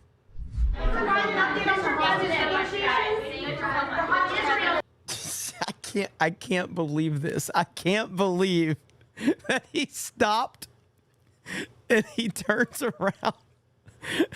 Oh my God, I can't believe he did this. I can't believe this. The hostage negotiation, look. He comes back for more. And his staff are like, they must be screaming bloody murder at this point. What are you doing? No, they're cheering. They're like, yes, this is exactly what we wanted. They wanted this. This is exactly what they wanted, Ben. This is perfect. You, as you know, that the conduct of the response in Gaza, in the Gaza Strip, has been over the top. I think that, as you know, initially, the president of Mexico, Sisi, did not want to open up the gate to allow humanitarian material to get in. Okay, pause it for a second. Ben Shapiro turns into a reaction YouTuber with a... You've already seen this, Ben. You've already seen this. Ben, you've already seen this. You can't fake the reaction when we know you've already seen it, bro. I gotta watch.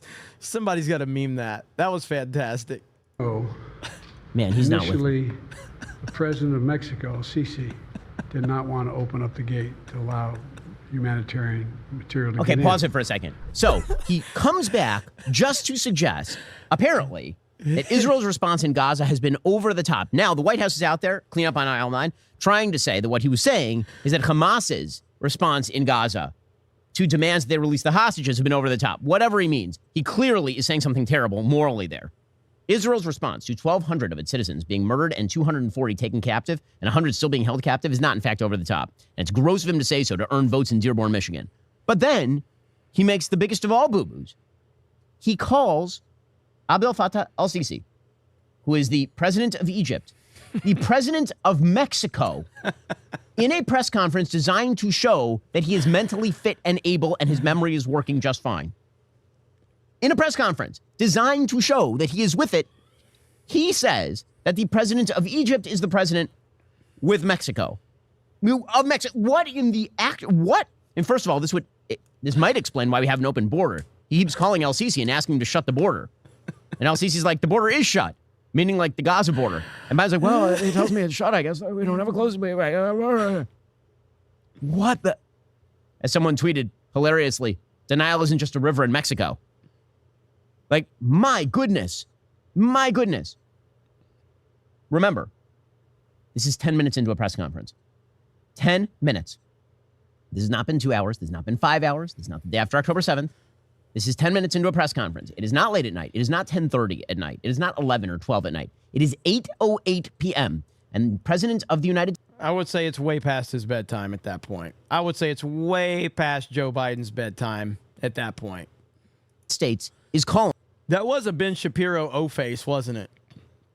That was a Ben Shapiro O-face, now that I think about it. The president of Egypt, the president of Mexico, while babbling nonsensically about the Israeli response in Gaza.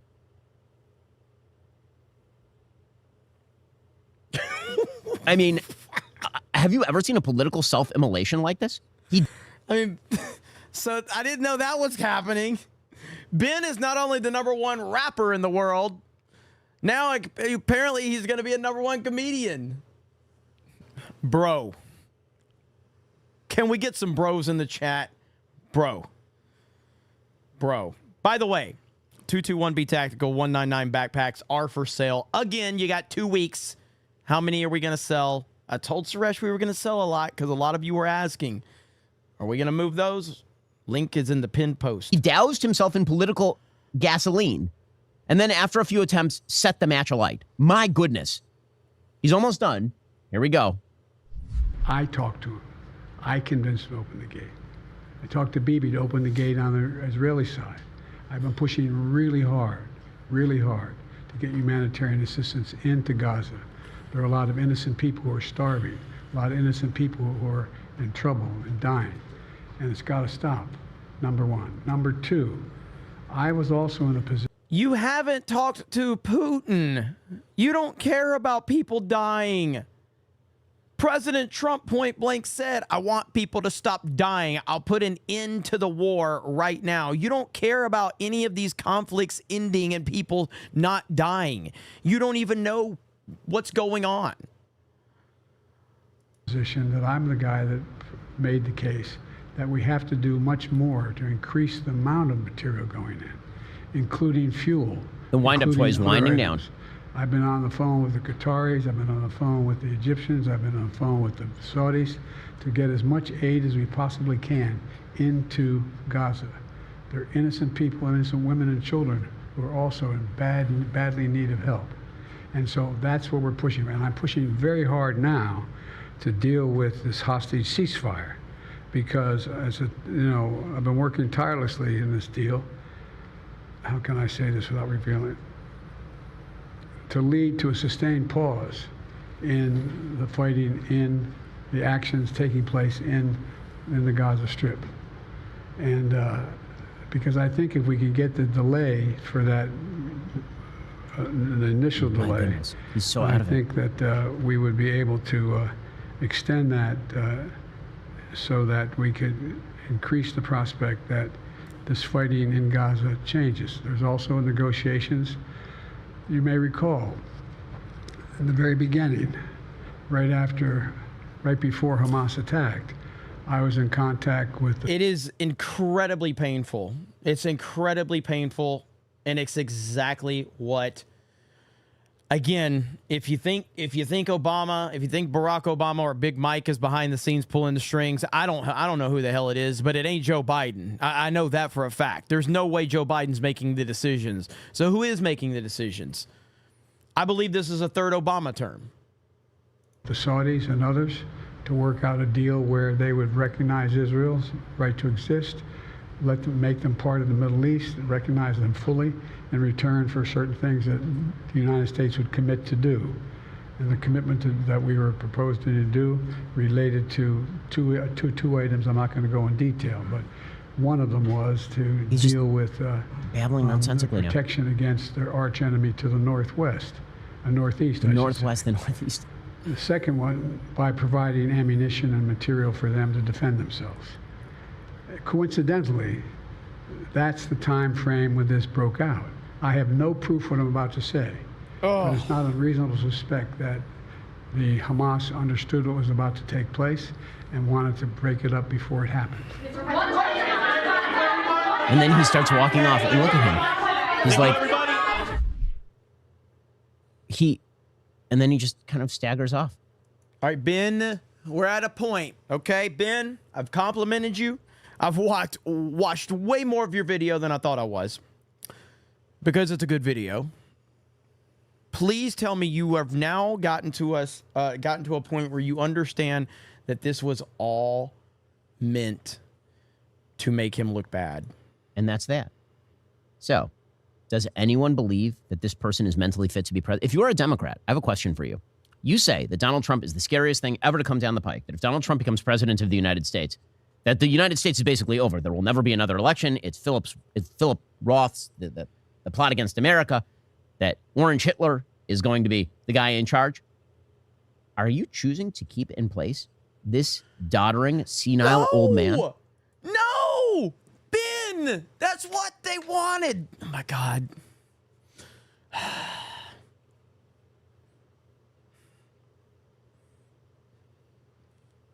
This deserves a bro. Bro. Ben. Bro. Ben. Bro. Come on, bro. I mean, seriously. It is February, folks. It is February. The election is not until November. it's hard for me to even imagine the Democrats keep him at the top of the ticket. And if they do, are they likely to defeat Donald Trump? So the media have taken various angles on this Biden presser. Angle number one is that everything is just fine. Rachel Maddow tried this one out last night on MSNBC. She claimed that it's all hubbub about nothing. After all, Joe Biden can ride a bike and eat ice cream occasionally. Here we go. The fact of his age is not something you can rebut. The media has gone, dude, they're not taking up for him, Ben. I've already shown. This is the New York Post. Right here. This is the USA Today. Right here. More USA Today. They're not taking up for him.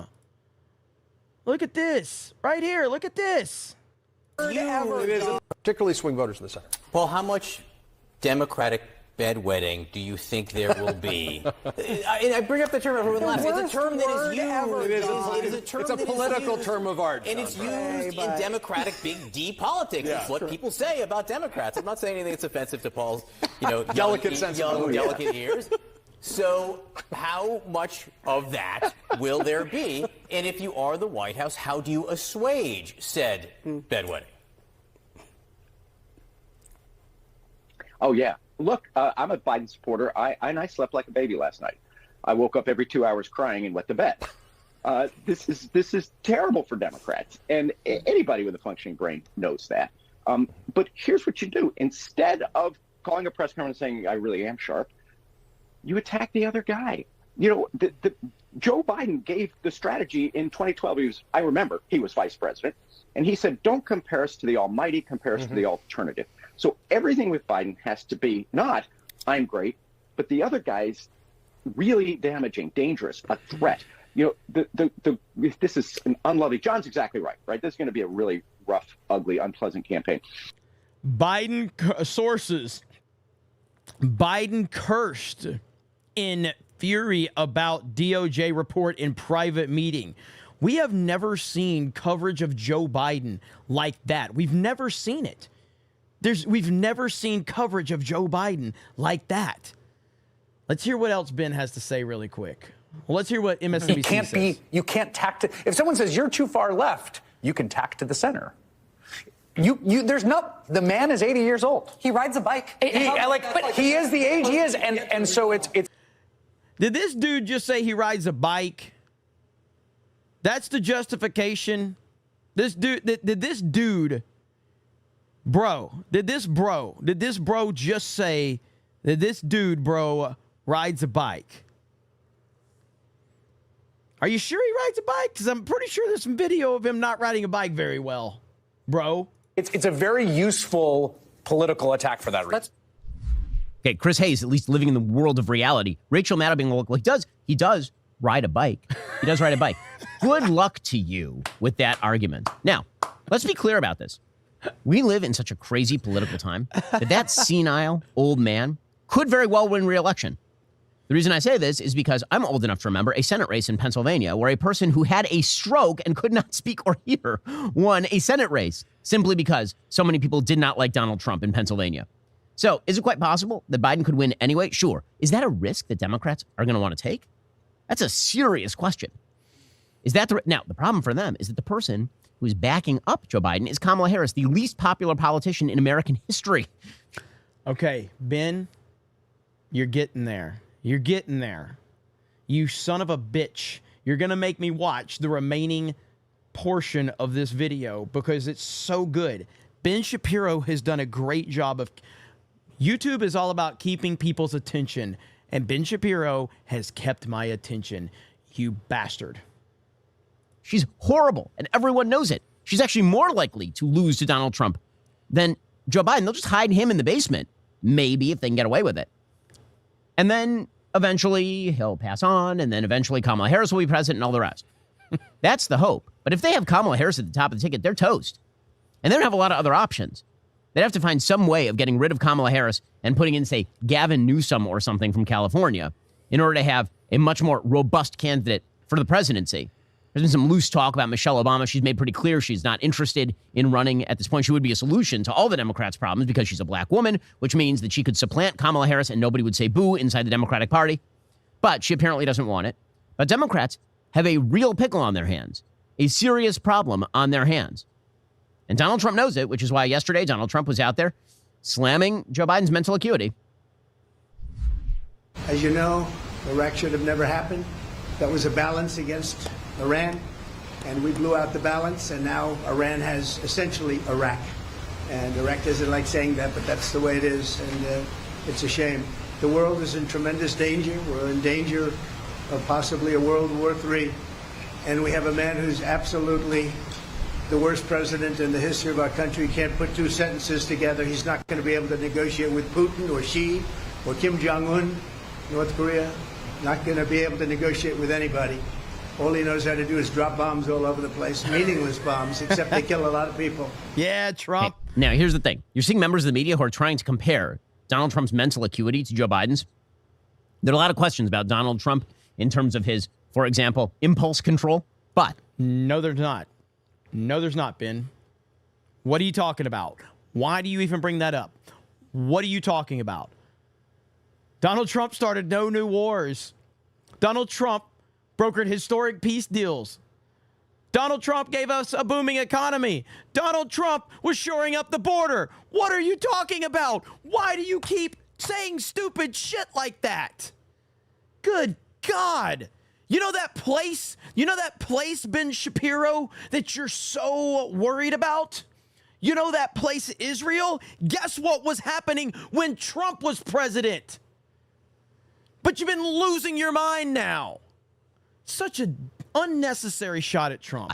If you are trying to pretend that these two men are somehow in the same league in terms of closeness to senility, that is obviously untrue. It's obviously untrue. Now, Trump, for his part, had a pretty awesome day yesterday. First, he watched Joe Biden completely blow himself up in the greatest political... Somebody said unlike the video. I'm not going to unlike the video.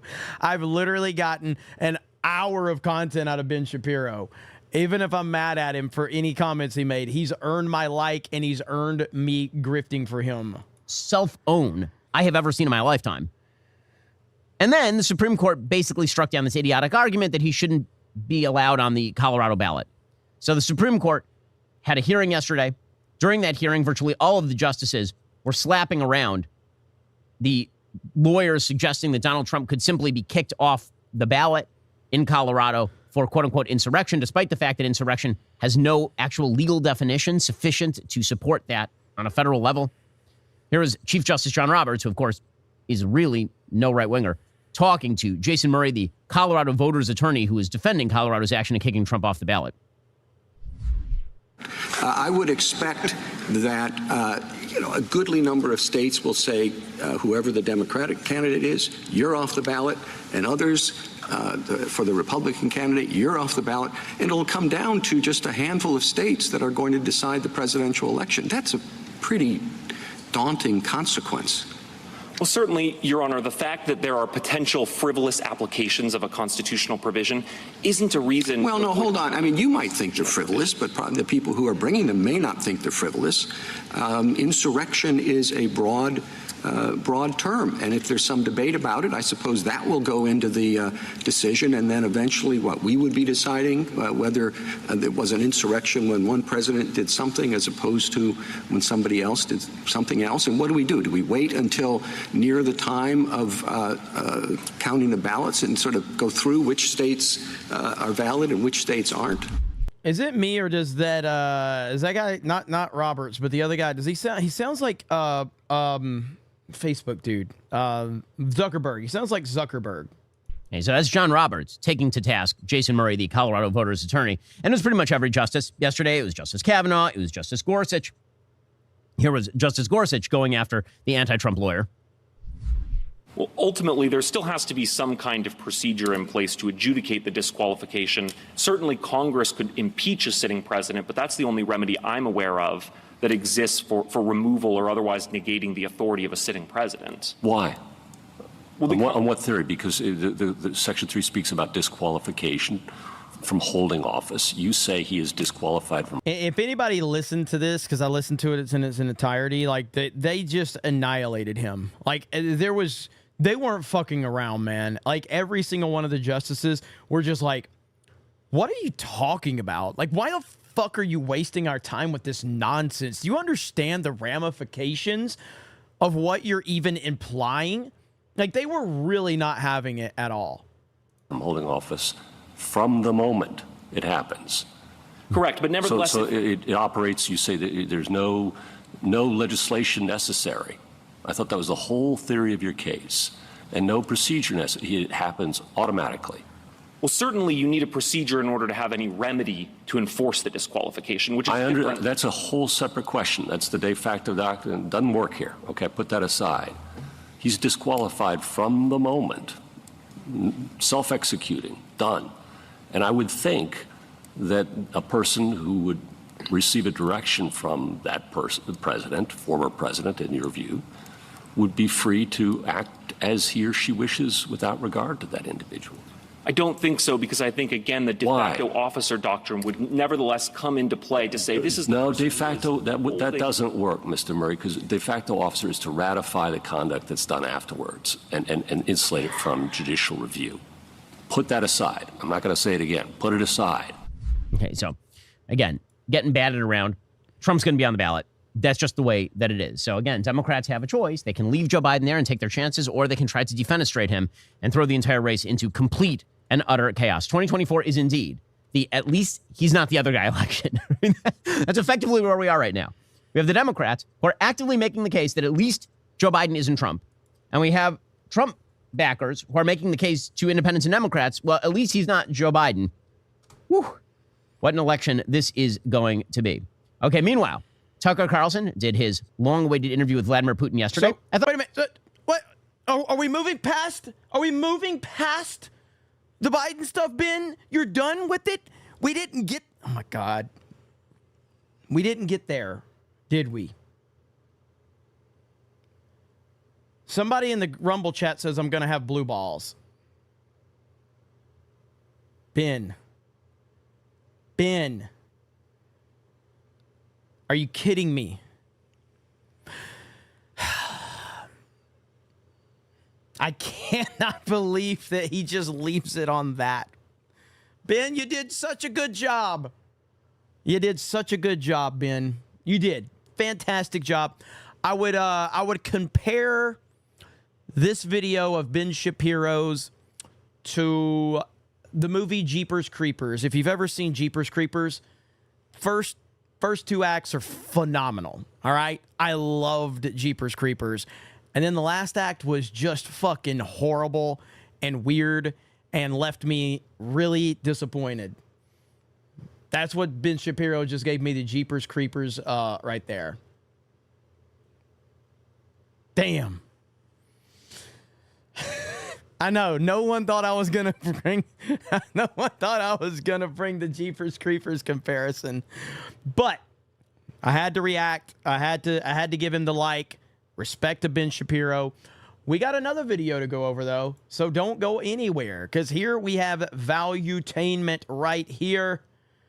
And, yeah, Michael Rappaport admits to being wrong about Trump? Really? Okay. We're going to watch that. Now, I saw a couple of clips of this, but before we get to that, I'm going to read some Super Chats. So let's see how everybody's doing on the Super Chat side. We've got a bunch of gifted memberships. We've got an amazing amount of people here. How many people do we have watching? 30? Almost over 3,000 people. 3,000 people are here and 500 on Rumble.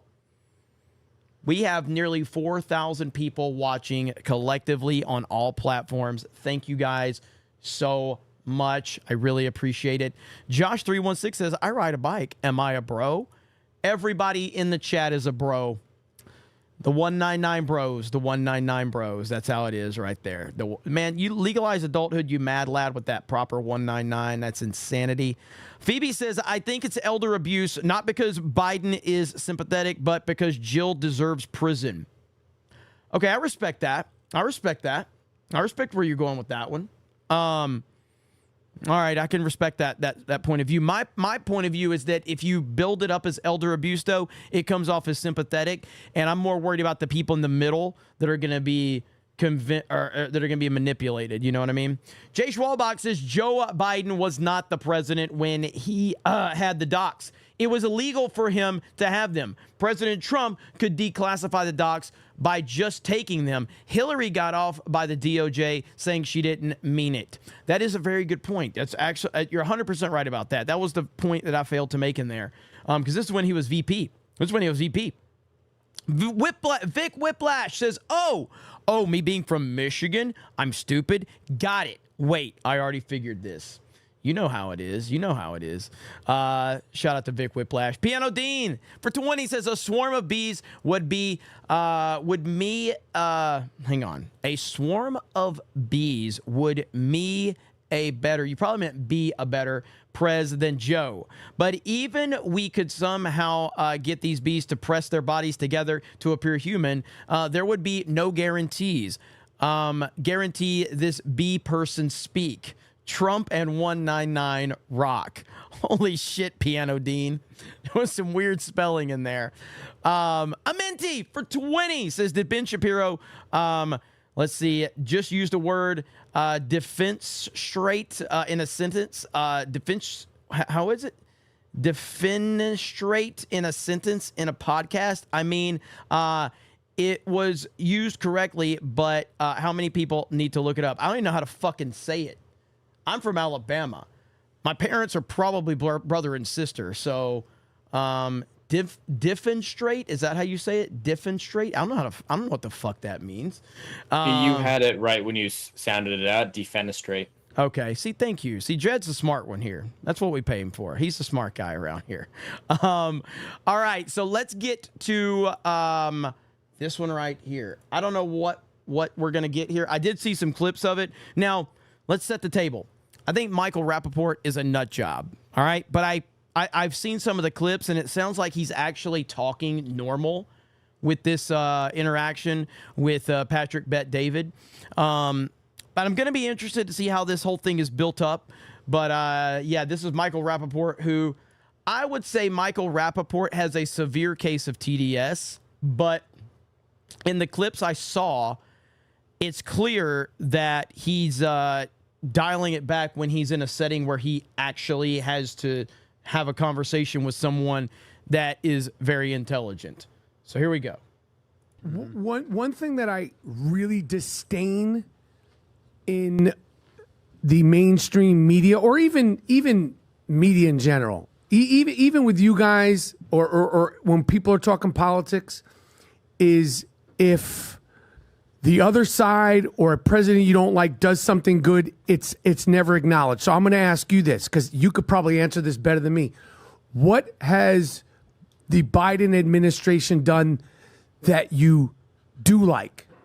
First of all, the economy is doing good. It's okay. Who is it good for, though? It's good for the rich guy. The people that are making money, they're doing good. That's you. Yeah, I mean, I'm okay. I'm not, again, like I said to Bill Maher, guys like me are going to be good no matter who's the president. By the way, the more they print money, I'm always going to make more money because money always rolls up. How is the economy doing good is what my question would be. I mean, because, again, Patrick Bet-David's far smarter than me on stuff like this, but there's a lot of problems in the economy. Now, maybe it's because Patrick Bet-David is at the top of the food chain when it comes to, income and things like that, but the economy is not in good shape. The economy is not in good shape at all. Like, there's literal products that you can't find in grocery stores right now. We are seeing shortages all over the place. Gas prices are out of control. The economy, I would say it's not good. Maybe that's just him throwing a bone to Rappaport, but the economy's not It's good. up to the wealthy because the poor and middle income don't know how to keep it. They know how to spend it. The more they spend it, who do they spend it on? On capitalists that own equity. And the equity people make money. If I would say, the fact that the expectation of a massive recession to be taking place, well, that didn't happen because that could have been in shambles, right? Unemployment stayed okay. I think Powell, the way he managed the interest rates, while the way we were going about the economy was okay. The interest rates they're not good right now. It should stay like, and by the way, I said this last week. They suck now because I just bought a house. Yeah. And like you can't like buy a house right now if you're not in one of these guys' neighborhoods in terms of income. You can't do it because it's insane because the market's going to crash. You know that. So like a normal person can't afford to buy a house right now. And a car. The interest rates are like. Where did you buy your house? I don't want to say. You're not going to like this. But not in this state and not in Texas. So I didn't get the Okay. So you're in New York or California? Something like that. I will say this to you on the interest rates. Even when Trump gets elected, my concern is he fires Powell and he brings somebody to lower the rates. If he lowered the rates immediately, we're going back to fake success again. And we need to filter out a little bit of the fake success. There's way too many people that made fake money that need to just quit. So here's kind of what happens. Guy goes and starts a business. He should have never started a business. He's a better guy working for a business owner because he doesn't have good habits. Because of his bad habits, he hurts the employees. He should get out of business and go work for the other guy that is a good operator. During fake success time, these people look like great operators. Right. But during economy like this, they get exposed and then they go and say, hey, man, can I work with you? No problem. Come on down. Because we need more solid operators, not fake success operators. We had a lot of those fake success operators during that 128-month economic expansion of pretty much zero interest rates. So, yeah, I'm not Michael, a can I fan make a of that. prediction? Go ahead. Brace for impact. You're going to vote for Trump. And I'll tell you why. Because you're I don't know if I could do that. I'll tell you why. Mike, hang I'll on. tell you, and by the way, you're talking to somebody that was probably closer to your camp in 2016 and he was and certainly anti. in Like, this 2020. guy hated. I never said hate. I didn't like Trump, but also I've never said the word hate. You can roll the tape. Okay. I didn't like a lot of the things he did. A lot of the things you highlighted. For me, there was the one that like I was like I can't do this. Was when he pretended like he didn't know who David Duke was. Everyone knows David Duke, leader of the KKK, is out there in Louisiana. Okay, come on, Trump. You don't know who this guy is? Okay, first of all, maybe when it comes to Trump, you can make the argument that he knew who David Duke was. Don't act like David Duke is like somebody like a name like Tom Cruise. David Duke's not like somebody that knows. It's not a name that anybody's going to know. That's not a widespread name, so that's not a great argument. Not a great argument. But you're also a reasonable person, and you're also a dude. Like, you're a dude. You like to play ball. You like hip-hop. You like to talk shit. You're not a woke LGBT unicorn type kid. Beta. That's You're not you. beta. That's not you. No. So you've seen what the left has produced over the last 4 years. Again, I'm telling you, somebody that's been in that camp. I'm a JFK Democrat. Why am I a JFK Democrat? Because my dad was a JFK Democrat. So that basically led to me being like, oh, JFK's the man. He's a Democrat. That led to me liking Clinton. I like Clinton. All right, cool. You know, he's out there kissing babies, getting blowjobs. I like that guy. Charming guy. Charming. We met him recently. Stud of a guy. His wife, that's a whole nother conversation. But if you were looking at politics and you said you weren't paying attention to it, in my senior year, I worked in Tallahassee in Florida State where I went to school. I worked at the Capitol building. This was during the 2000 election, Gore versus Bush. I was a Clinton guy. I was rooting for Gore, what have you. I used to see Jeb Bush, George W. I was around this. Oh, shit. We saw what happened during the Bush administration, the bookends of it, 9/11, and then the great financial meltdown. There was no way in a million years that old John McCain was going to win the election over cool Barack Obama. It wasn't happening. Yep. So if you believe in the Obama doctrine, all right, be nice to each other, whatever. There's no way you were voting for Trump. It just wasn't in the cards. It wasn't happening. It was abrasive. He was racist. The media, yada yada yada. And he was a joke. Like as New Yorkers, like he was like he's a ball busting troll. Exactly. He's a But shit here's talker. why I think you're going to vote for him this time, because you've seen what happened under his first term. You didn't like it. He's the pig dick, and he's got the mean tweets, and he's orange. But life was good. There was no wars. The economy was going good. But damn, he's annoying to look at. But you also can acknowledge that the media had a major role in that. A major role in that. When you take a step back. Yes. You also acknowledge that. Because I will acknowledge that, that one thing about the Charlottesville that I ranted about. Yes. And I was wrong. About the both sides thing. This is what I saw. This is what I saw Rappaport say on the clips on Twitter right here, that he admitted he was wrong about Charlottesville. Everybody was wrong about Charlottesville. And if you were wrong about Charlottesville, then you might want to start looking into every other problem you got with Trump. It's not to say you're not going to have disagreements with him, but I would argue that 9 times out of 10, the things that you're upset about Trump have been because the media manipulated you into thinking he did or said something that he didn't say. Again, not everything, but most things. Yeah, and I respect so irresponsible, and I respect the shit out of it. Wait, let me hear him out. Hang on, go a little bit more. What do you mean by that? You were wrong on that. No, because he said the both sides. There's good people on both sides, and when you see the full quote, that wasn't what he said, and I ranted on him hard for that.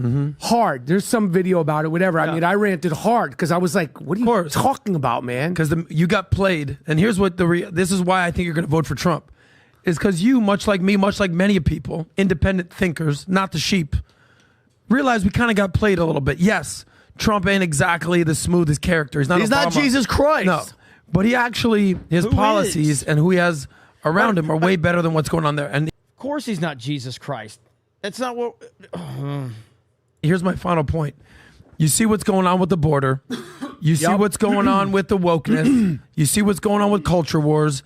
And you see what's going on with actual wars. Yeah. Specifically, you see who the Democrats have exposed their hand, especially the progressive left. You see what's going on between Israel and Gaza. You have 3 starved David highs on your chest right now. And as someone who is a proud New Yorker your whole life, you see what the Democratic Party has turned into. This DEI, ESG, woke manifestation of ridiculousness, intersectionality, decolonialization.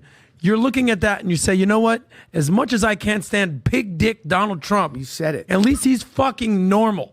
At least he doesn't want to turn my boy into a girl. At least he's normal. Well, yes. At least he doesn't want to turn my boy into a girl. Yeah. At least he's defending Israel, not the fucking terrorists.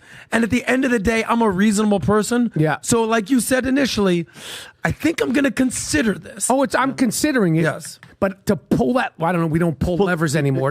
Actually pull that lever. Yeah, but pulling the lever for Biden. And then I'm going to tell you right now, I won't vote. I'm not voting for Biden. No. I'm not voting for Kamala. I'm not, But then you can't talk shit. And you need to be able to talk shit. Well, wait a minute. So you're saying, so for you... I won't vote for them. So no matter what, that decision is that final. Ain't happening. Okay. No, I'm not. I'm just going to be honest. I don't trust Michael Rappaport. I just don't. It's almost like the 50 Cent thing where like a few days ago 50 Cent came out, was it 50 Cent and Snoop Dogg? They both were like, oh, maybe we need Trump now. I don't trust any of these guys, man. Like you've made your identity is to hate Donald Trump, and now suddenly I do not have any faith that Michael Rappaport will be voting for Donald Trump or supporting Donald Trump come November. I just don't. I don't. Like, he's playing nice right now, and he's having a level-headed conversation, but I don't buy this at all. Not happening. Who, what? For Kamala and Biden. Kamala, I'm not voting or for anybody. Biden. Well, but Mikey, what about anybody else? What about Michael? Listen, what about anybody Vinny, from the what left? he's saying is... Who? There's nobody. I'm saying, like, Kennedy? what if Newsom or one of these cats pop up? Gavin? I just left California. I'm not voting for Gavin with the good hair. I love that. I love that. Gavin with the good hair, just like Becky. Fuck out of here. So here's my thing, though. So I'm not a sucker. They love him. You see how much they love him, though. They love his Newsom. ass. They like his hair. But go deeper. Why do you say you're not a sucker? What does that mean? Because I just moved out of Los Angeles. Okay. It's not happening, man. Explain that. For those of the people that have never lived in LA, why the hell, you've been there for 20 plus years. Why the hell did you move out? Well, I moved out because I wanted to go to New York. I didn't move out for any reason. I wanted to move back to New York full time. That's why I left. But on top, the homelessness in in Los Angeles and in California, San Diego, San Francisco, I could speak on those places. Sacramento is so, but particularly in Los Angeles, in the Los Angeles area is unacceptable. It's scary. It's I don't know the how to fix it. It's unacceptable.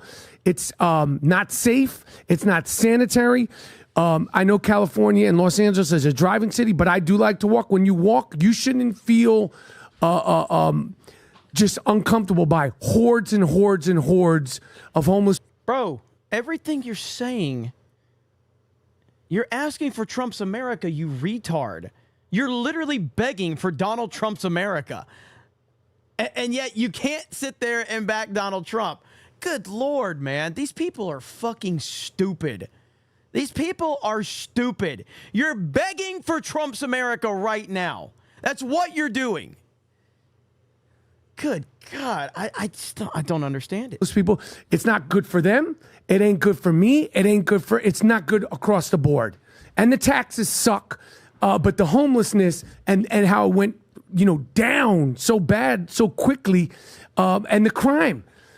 Let's not forget about the crime. Before we get into it, so last time on Tuesday, we announced anybody that buys the Future Looks Bright hats and the gear, and we said we want 1 million people wearing this gear during these strange times. We want people walking around saying, hey, I believe Future Looks Bright, and getting the reaction from other people when you wear that shirt. We have some stuff that we haven't given away. All right, Valuetainment. We let Valuetainment shill as well. We watched the whole video. Obviously, huge fan of Patrick Bet David and what he's doing to Valuetainment. I don't know, man. I thought there was going to be a little more to that with what he was saying about Trump. I thought we were going to get a little more. I guess whatever. It wasn't that much, but I just don't trust Rappaport. I don't trust Rappaport. I don't trust anybody who's here, let's see here. Hang on. You do. Next week, what we're doing is we'll be giving away one of the Ryan Garcia signed. So you guys all know Valuetainment. Go over there, drop a like over there. Shout out to Patrick Bet David and the team over there. Holy crap. All right, that was a lot of reacting tonight. I don't typically do a lot of reacting, but that was a lot of reacting tonight, and I'm okay with that. You guys clearly enjoyed it, and I'm okay with that. I'm going to catch up a little bit here. Look at here. Oh, that's a good, look at this. Look at this right here. Look at this. Look at this. Courtesy of Tucker Carlson Network. This is Fox News. Yes. All right. That is fantastic right there. Tucker wins. Dub for Tucker. Hell yes. Hell yes. There's actually another thing that I bookmarked that was Tucker actually that I wanted to look at. I have not seen it yet. Let's go here. What is this right here? Oh, yeah, look at this. Or, wait, no, it was that one. Right. What is... Oh, God. Do I really want to do this to you guys? I'm going to apologize in advance. Can I apologize in advance? I'm apologizing in advance, chat. I'm very sorry for what's about to happen. Okay? I'm very sorry. But we got a video clip of Kamala Harris. Bro, I know. It's a video clip of Kamala Harris. I'm sorry, bro. Here we go. So the way that the president's demeanor in that report was characterized could not be more wrong on the facts and clearly politically motivated. So the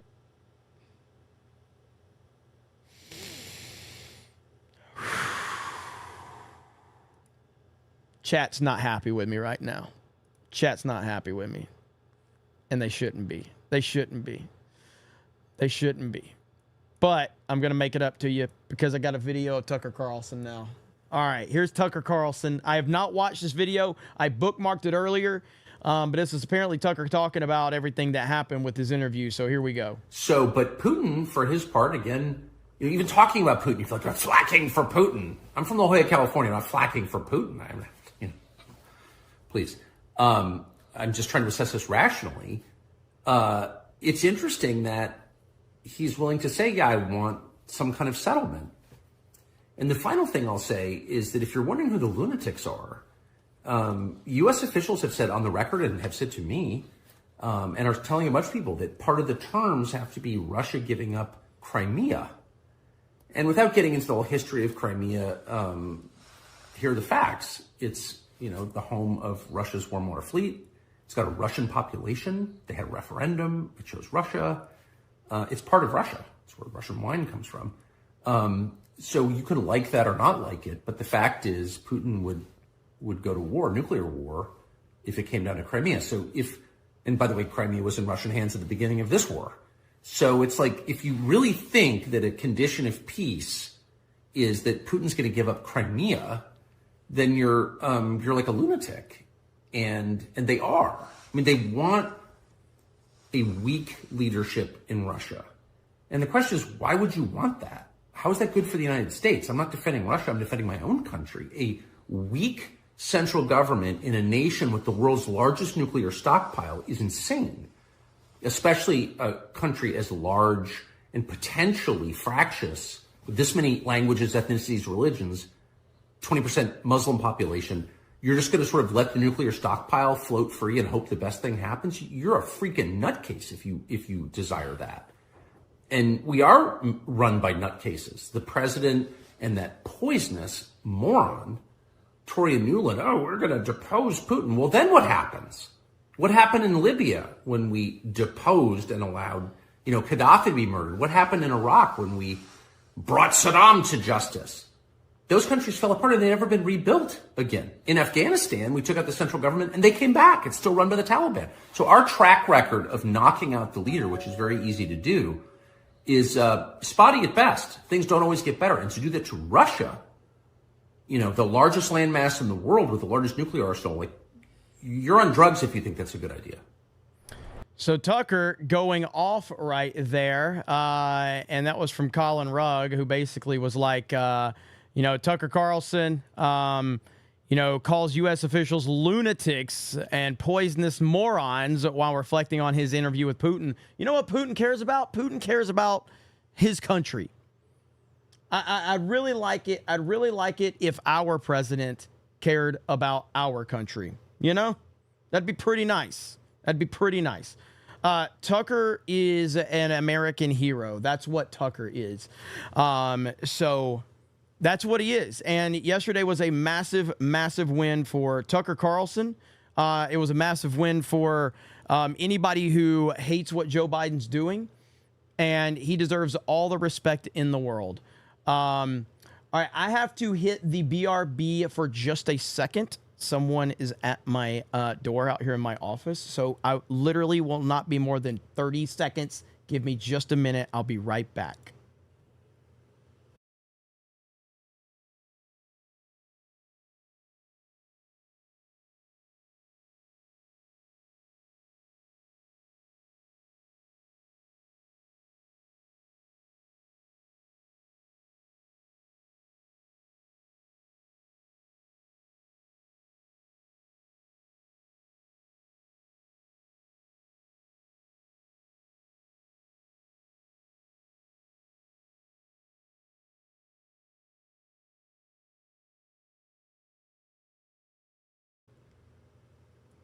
I did not get doxxed.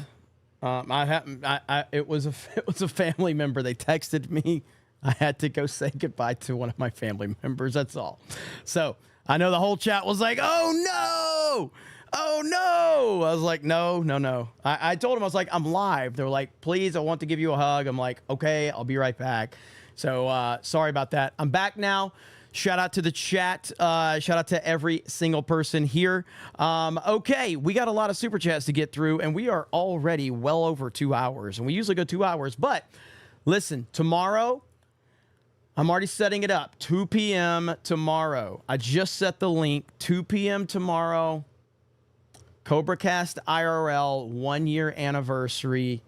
I just set it up. So I will rate it after this stream. I will rate it. But right here it is. The CobraCast IRL 1 year anniversary. Oh, I messed up the fucking title. Let's see. I was typing too fast. Let's see. So it's supposed to be Thank You, Tim Pool. So I messed that up.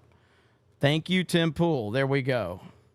So CobraCast IRL 1 year anniversary. There we go. It will be on YouTube. It will be on Rumble. And it will be on Kick. Let's freaking go. So that is happening tomorrow. 1 year. And again, for those that don't know, CobraCast happened because of you. It was just a meme on Tim Pool. That's all it was. It was CobraCast IRL, and it was because Tim Pool kept basically was shutting down his chat from making it members only. And I thought that was not a good look. I felt like, hey, he probably shouldn't be doing that, considering he's got one of the biggest audiences on the the internet, and deservedly so. I think he's done a fantastic job of building his audience. And so I created CobraCast IRL. Vic Whiplash says hats Monday. I'm launching the hats on Monday. Launching the hats on Monday, brother. The 199 hats are dropping on Monday. But yeah, so there you go. So that will be happening tomorrow, 2 p.m. It will raid that stream after this one ends. I need to actually remember to do that really quickly. And let's see, customization, redirect. And there it is. And now we are officially going to redirect after this stream ends. Ministry of Wrong Thing says, doesn't matter who they swap Joe for. The only reason Joe was there in the first place is because Dems are so desperate and need a recognizable face. Trump doesn't need a face need to face a corpse in order to win. Ministry of Wrong Thing says, did you see Benny's video covering Supreme Court questioning the Colorado lawyers over the ballot claims? It's beautiful. All the justices are on camera angrily chewing them a new a-hole. It's perfect. I did watch. I mean, I watched it live when it happened, and it was absolutely glorious. It really was. Blue White Scorpio says they're trying to push people to the limit. They need a right-winger to do something crazy like what Timothy McVeigh did in retaliation for Waco. That's exactly what they're wanting. That's exactly what they're wanting. And something will happen. It's February, guys. Shit's gonna get wild. I've been saying it, and so far 2024 has not disappointed. It has not disappointed. Darth Racer says, Jeremy, the labor force participation rate and employment to population percent is still below that what it was in February 2020. Median family annual income down 4%. Dollar is down 17 to 20% from what it was in 2020. We should do better.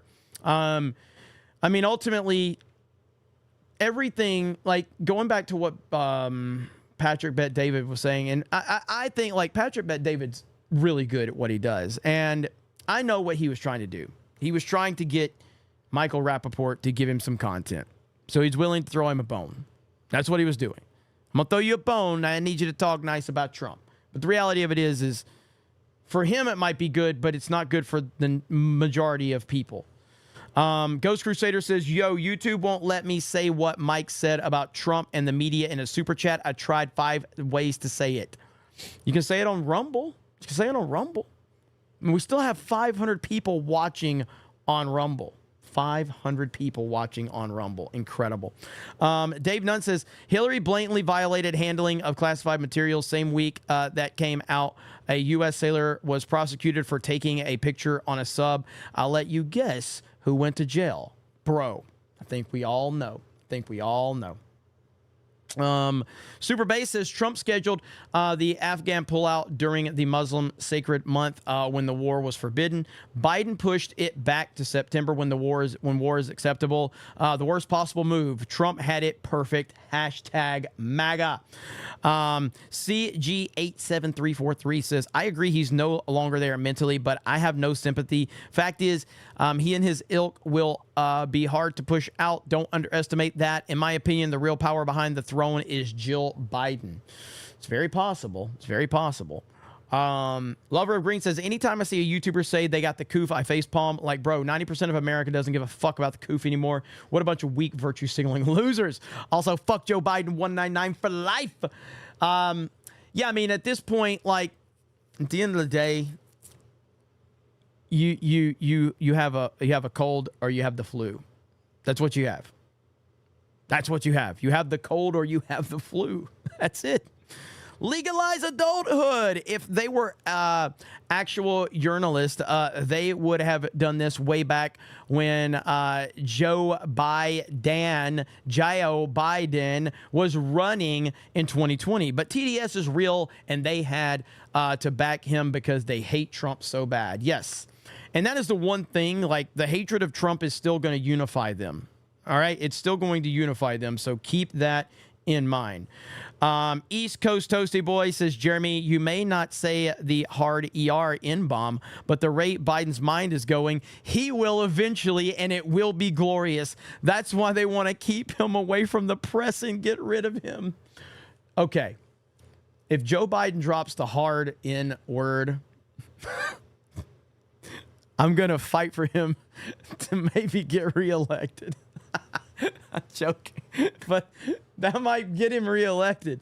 All right, Joe Biden might get reelected if he drops the hard R, okay? Joe Biden might get reelected. That's going to make his... Do you know... Okay, imagine this, okay? Imagine this. Imagine the like to dislike ratio on a video where Joe Biden drops the full gamer word. It'll be the best positive ratio Joe Biden has ever had on YouTube. All right? It will be the best positive ratio he's ever had on YouTube. That video, that'll be like a 99.9, it'd be like a 99.7 like to dislike ratio right there. Ajax Slam Goody for 10. Thank you. Says nothing. Ajax Slam Goody for 12. This is planned for Michelle Obama, Jeremy. I am recently an ex-sailor. Us conservatives know this. The only thing I'll say about the Michelle Obama deal is, there are people that say she's very private, and that she doesn't like the spotlight, or he or it or whatever the fuck it is. I don't know. But I think that they definitely want Michelle Obama. They want Big Mike in there. No doubt about it. Let's see. NYBSFP says, man, I'm half convinced that Trump, always the showman, has pre-written the entire decade so that he'll be so welcome and needed. Term 2, he'll get on Rushmore. Hell yeah. Hell yeah. Nick Confer says, watch Ben a bit more. I completely understand the frustration over his DeSantis support, but he is remarkable and needed voice. Hold him to task, but also keep shouting him out too. 199. Well, I used to watch Ben Shapiro. A lot. But his the DeSantis shilling turned me off from a lot of people, man. There's a lot of people that I just cannot watch consistently anymore because of the DeSantis shilling. Like it compromised a lot of people. They were so, and it became more about them than anything. Like they really did believe that DeSantis was going to dethrone Trump, and they were willing to put their entire reputation behind it. And they all moved to Florida, and they all were just like at these after party. Like, again, man, it could have been me, okay? Because I was connected to the DeSantis campaign. They were very, I will say they were really inviting, you know what I mean?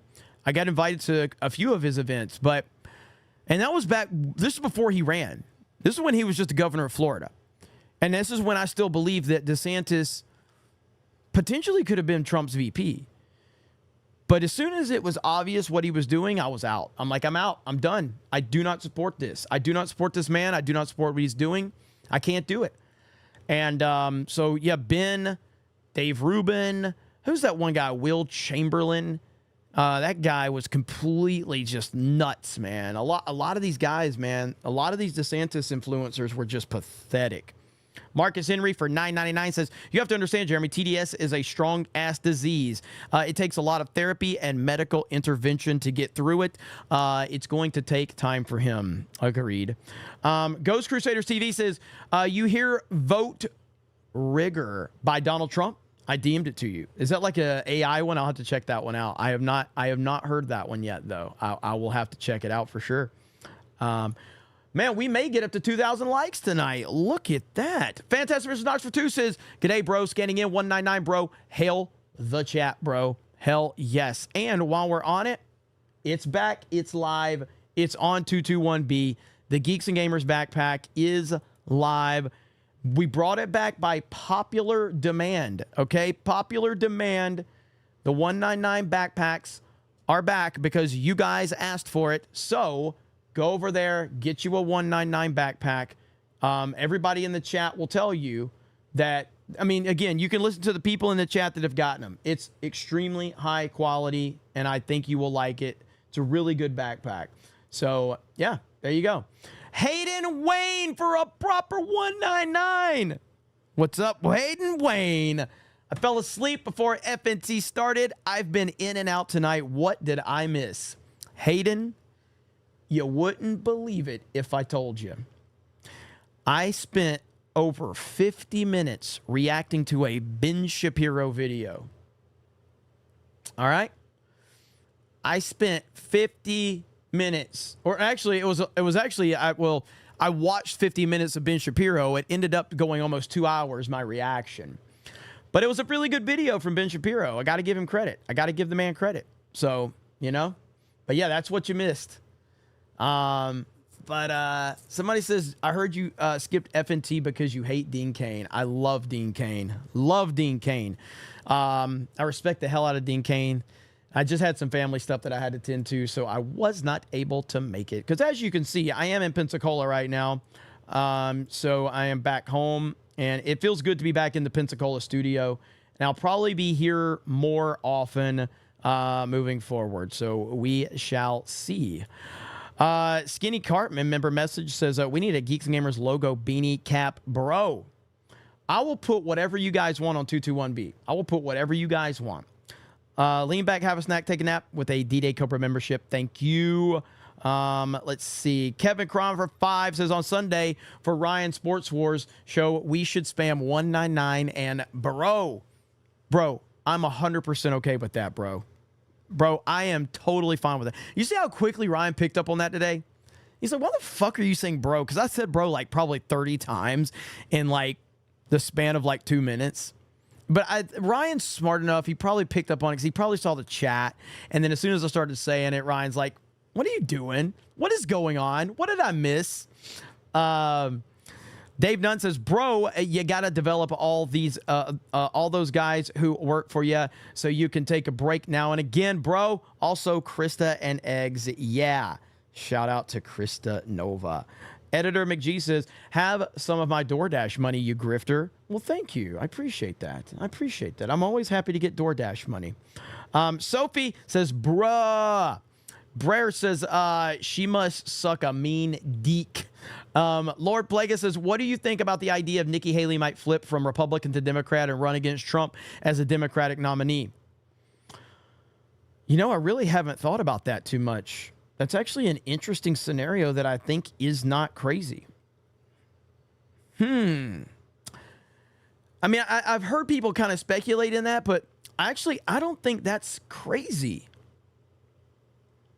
I think that's possible, actually. I think that's more than possible. I think that might be almost as realistic as Gavin Newsom or Big Mike, honestly. Wow. Like, that really did, with everything going on, with the fact that Trump is with everything going on with South Carolina about to go to Trump, with all the momentum on Trump on that, she really is, after South Carolina, she's really not going to have any argument whatsoever, which she already doesn't. But after South Carolina, she really has nothing. Like, there's nothing she can say to keep the momentum. So that would be interesting timing for those conversations to start. That's not a crazy scenario. I really haven't thought about that, but that makes a lot of sense. Let's see. Tarkhina Mayer. Let's see. Kentaji Brown Jackson is worse. Is that how you say her name?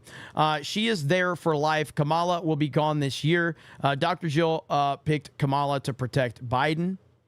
Yep, that makes sense. Vic Whiplash with 10 gifted memberships. Let's freaking go. Dead Storm says, my great-grandmother who had dementia before she died still made more sense than Joe Biden. That is true. I had a grandmother that had Alzheimer's. It was wild. It was wild. Joshua Johnson with those 5 gifted memberships. Let's go. Matthew Griffith says, misspelled blah, blah, blah, blah, blah. That's his Afghanistan spelling for Joe Biden. Dave Nunn says president can, vice president can't. Did this job 20 plus years. Yeah, I when I was making those points, I forgot to make the point that, like, yeah, ultimately, Joe Biden was the vice president when all this happened. But I still stand by none of this would be a big deal if they weren't going after Trump. That's the whole point. Gung Ho Max says, I saw chickens and got hungry, but there's 5 for your reassignment surgery. But here's 5 for your reassignment surgery, bro. Well, thank you, Gung Ho Mac. Yeah, man. I mean, hey, it's a very profitable night, okay? And I don't know where they went. They've gone away. Wow. Come on, guys. Southeastern Kaiju says, remember the 3 a.m. Phone call election ads? I do. I think we all do. Let's see. Lady Mandra says, can we have one CobraCast stream special with both you, Ryan, and Jay? You 3 are so fun together. It would be a blast. I'm sure we could work that out. Let's see. Progray128. How can we out of the echo chamber? Do you mean how can we get out of the echo chamber? I don't know what you're asking. You just said, how can we out of the echo chamber? I don't know what you mean by that, though. But thank you for the super chat. Mick Hawk says, I just placed an order for my 221B199 bag. Hell yes. Has anyone purchased since we've launched them again? Anyone? Let's see. Corporal Oralov says, this is great shit, Jeremy. Holy cow. Bro99. Let's go. Fantastic vs. Knox says, if Joe says he's qualified to be POTUS, then why is he the only POTUS since Bush to not take the cognitive test and has refused to take said test? Shaking my head. Absolutely. Let me see. CG87343 says, the president has been yelled at by the press. All presidents have, but nothing this intense before, not even close. I'd say Trump has definitely been yelled at by the press like that. I've seen it before. East Coast Toasted Boy says he's a ticking N-bomb. It's poetically perfect. Maybe that's what they're going to do. Maybe they're going to wait for him to drop an N-bomb. That's why they're going to get rid of him. Vic Whiplash for $200. And he says, Hayden 75 with question marks. Are you calling out Hayden for a super chat fight? Is that what you're doing? Is Hayden Wayne being called out by Vic freaking Whiplash? Wow. How big is the backpack? You could fit a laptop. You can fit a PlayStation 5 in it. You can fit pretty much anything you're going to need to travel from an electronic standpoint. And for people in the chat that have received your backpack, please answer any questions for anybody that has questions. Holy crap, Vic Whiplash. Holy crap. And Doug B has done nothing tonight. I'm not saying he has to. Sit this one out, Doug. Take the night off. Vic Whiplash and Hayden Wayne are here. Legalize Adulthood has dropped the proper 199, and Hayden Wayne just dropped the 50. Holy crap. Nuki, I had to be very careful saying that. Haley is going to stay in as long as possible. They need conflict with the establishment, is clearly having her run on their behalf. The anti-establishment candidates from here out are the only ones anybody needs YouTube censoring heavy tonight.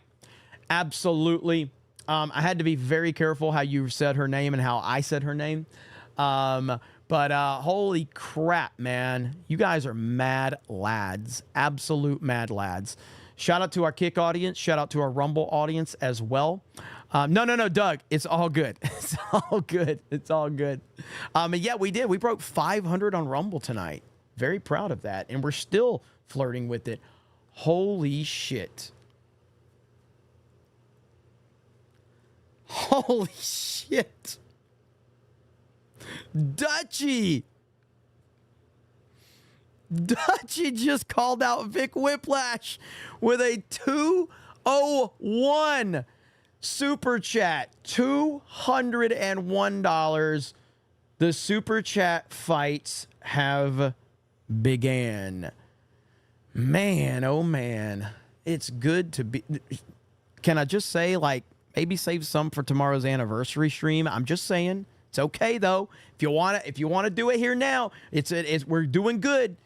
Dutchy just dropped a freaking $201 super chat. Jesus. Began, whatever. I'm from Alabama, Jessica. You already know this. Great Tank says, O'Reilly's Auto Farts. Now unhear that, Figs. LOL 199 Snake Pit. Let's freaking go. Let's see. Archer Blade says, what if you made the 199 MAGA hat? That'd be cool. I mean, I would 100% do that. 100%. Defending Truth says, hashtag free Mexico. Mick Hawk says, Joe Biden says, like Vince Russo says, bro. That's very true. The Bromaster says, Ben is a rhino. Pyro Fusion Dancer says, press yells at him all the time, but his handlers cut them off. They didn't this time. So you're right. This was a setup, just not from the mainstream media directly.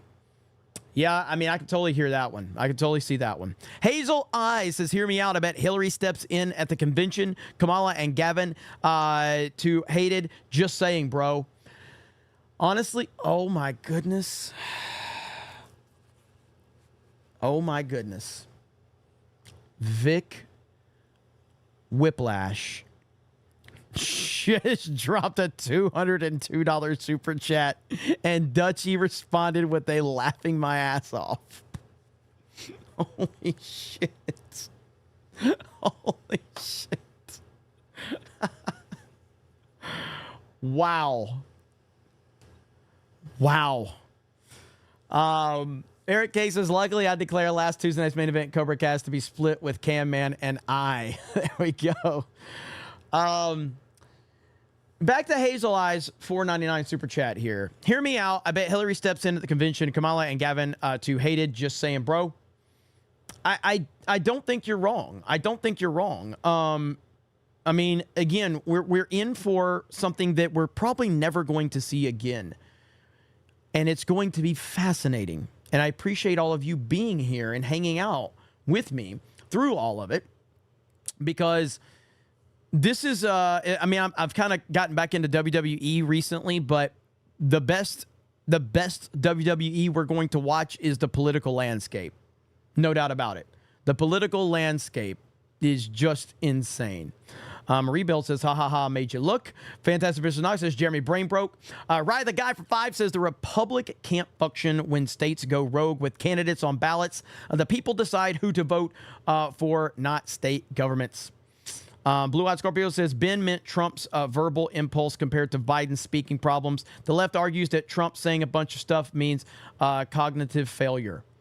Yeah, but it's more so because, I mean, I've heard Ben complaining about, you know, all of, I've heard Ben complaining about all of that stuff, like with Trump and how he carries himself. Doug B is going crazy. Doug B says, this super chat fight is killing me, LOL. Doug B wants to get involved.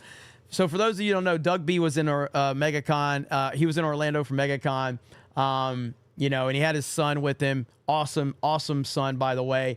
I'm sure going to Universal and all of that, Doug B, you were dropping some dollars, okay? Holy shit. Dutchy. Oh my God. Dutchy for $203 has now drawn the line 119, or maybe you're holding the line 199. Jesus Christ, there's so many fucking numbers coming at me right now. Hold the line 199. Dutchy is now in the lead. Jeez. John Kennedy says, bro, Jeepers Creepers 1 and 2 are good. 6'3", 215. I liked the first two part, like the first I'd say overall a little like the first half of Jeepers Creepers is fantastic. It's just the last one. It's the last one that drives me crazy. Let's see. Brett says, you pay Jed? Yeah, I pay him in knowledge. I drop knowledge all day long. Right, Jed? I'm broke. Anthony says, in Brock Purdy, we trust. Please save sports. Absolutely. Absolutely. Right now, it's in Dutchie we trust. Now Dutchie is a bro.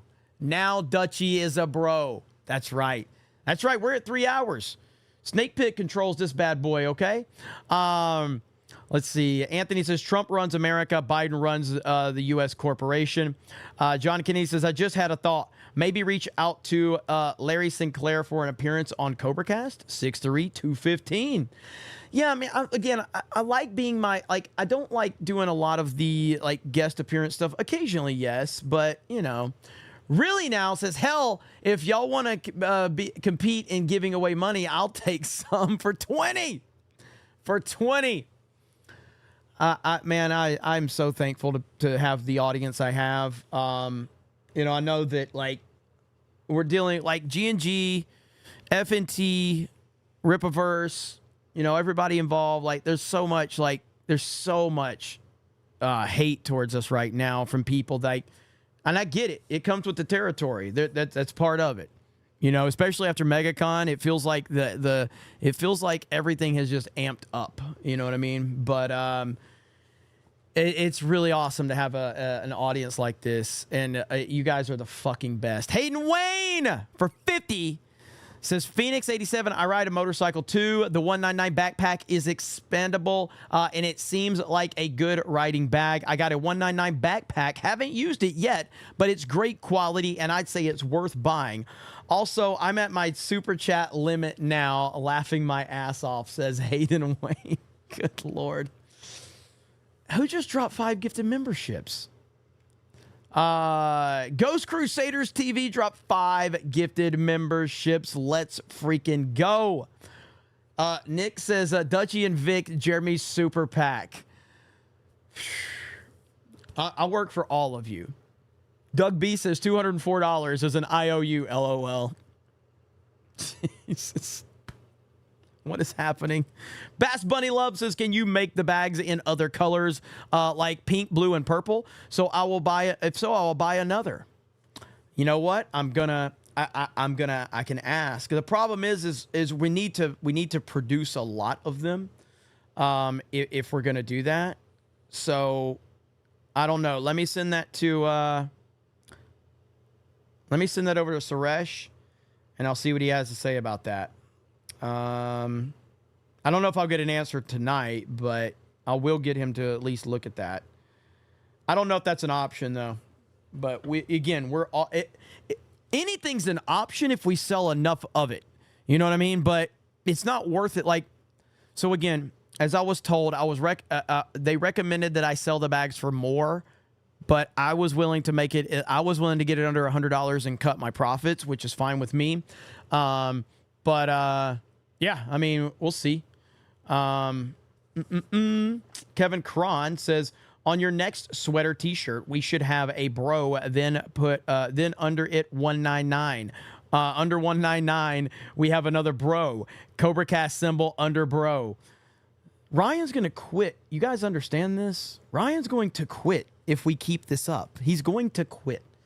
Mod Eric says pink or rainbow. Jeremy will be wearing that.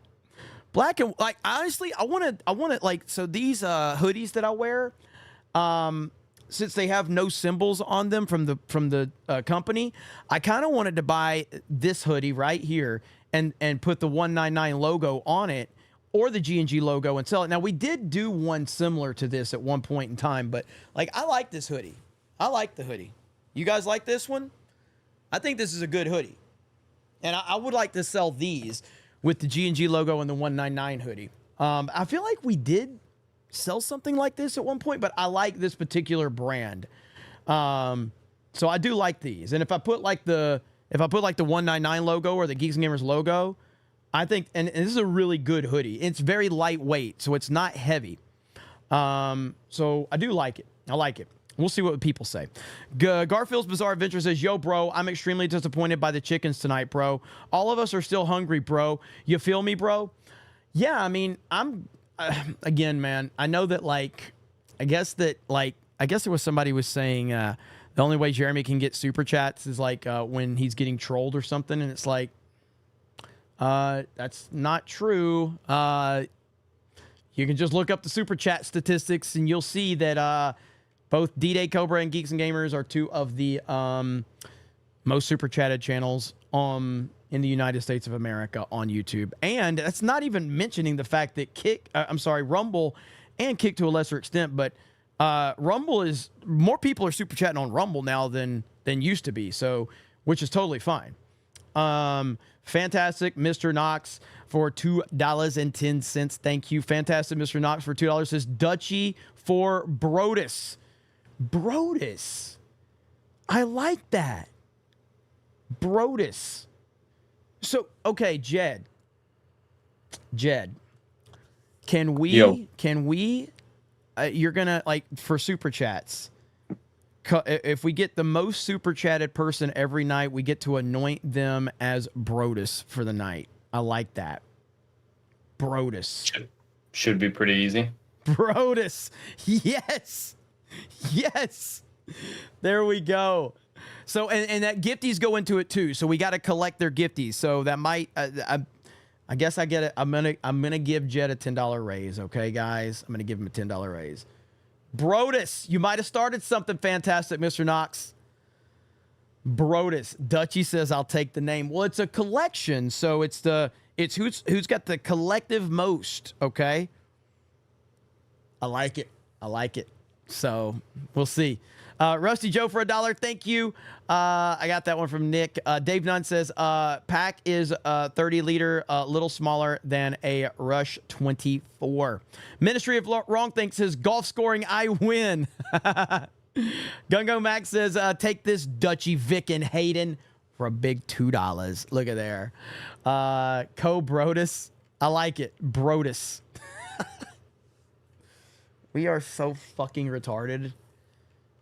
Oh my God, we're stupid. We are stupid. Over on Rumble, Vault 95 says immediately came over here to the Superior IRL cast, bro. Also, did you get the clip of the beanie attacking his audience, giving birth to CobraCast 199? D-Gay Cobra is takeover, bro.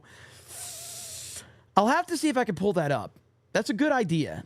Because we're going to have to reminisce on that. We are. Contemporary Compendium says, check the Snake Pit Discord for a word from the great Robert Barnes. I need to get Robert Barnes back on here. I need to do that.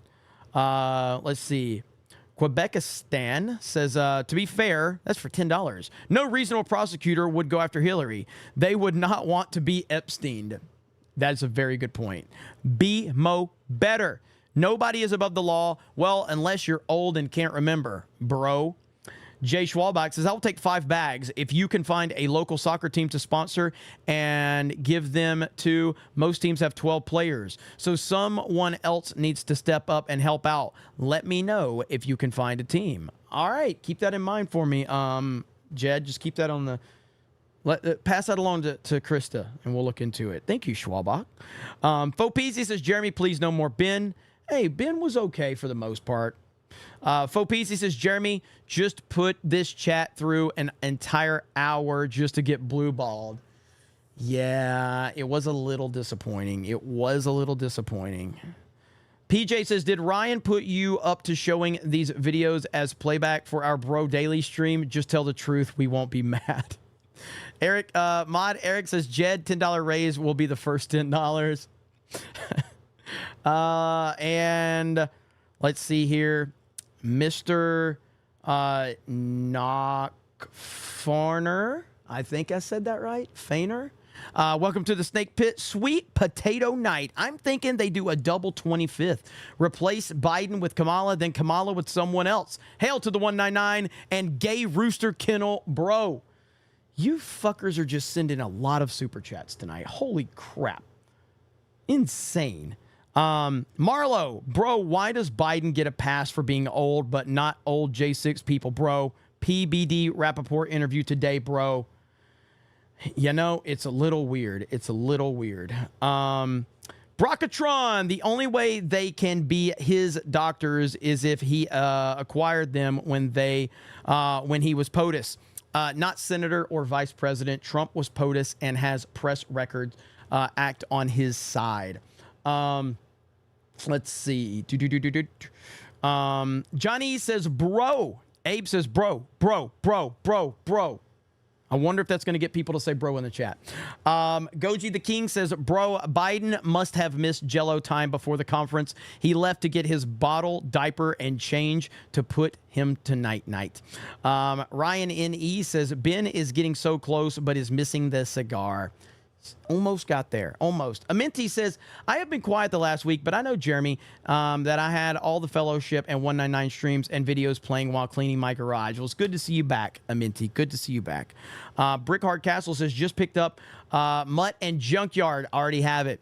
New favorite figure. What's your favorite classified figure? J-Dog, Yo Joe. My favorite classified figure. Gosh, there's so many of them. I'm looking at them now. I've got so many classified figures. Probably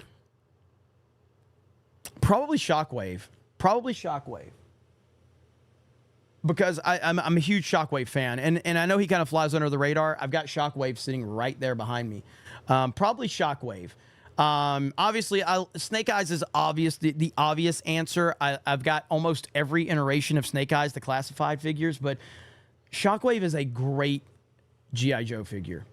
Love that figure. Let's see here. Lee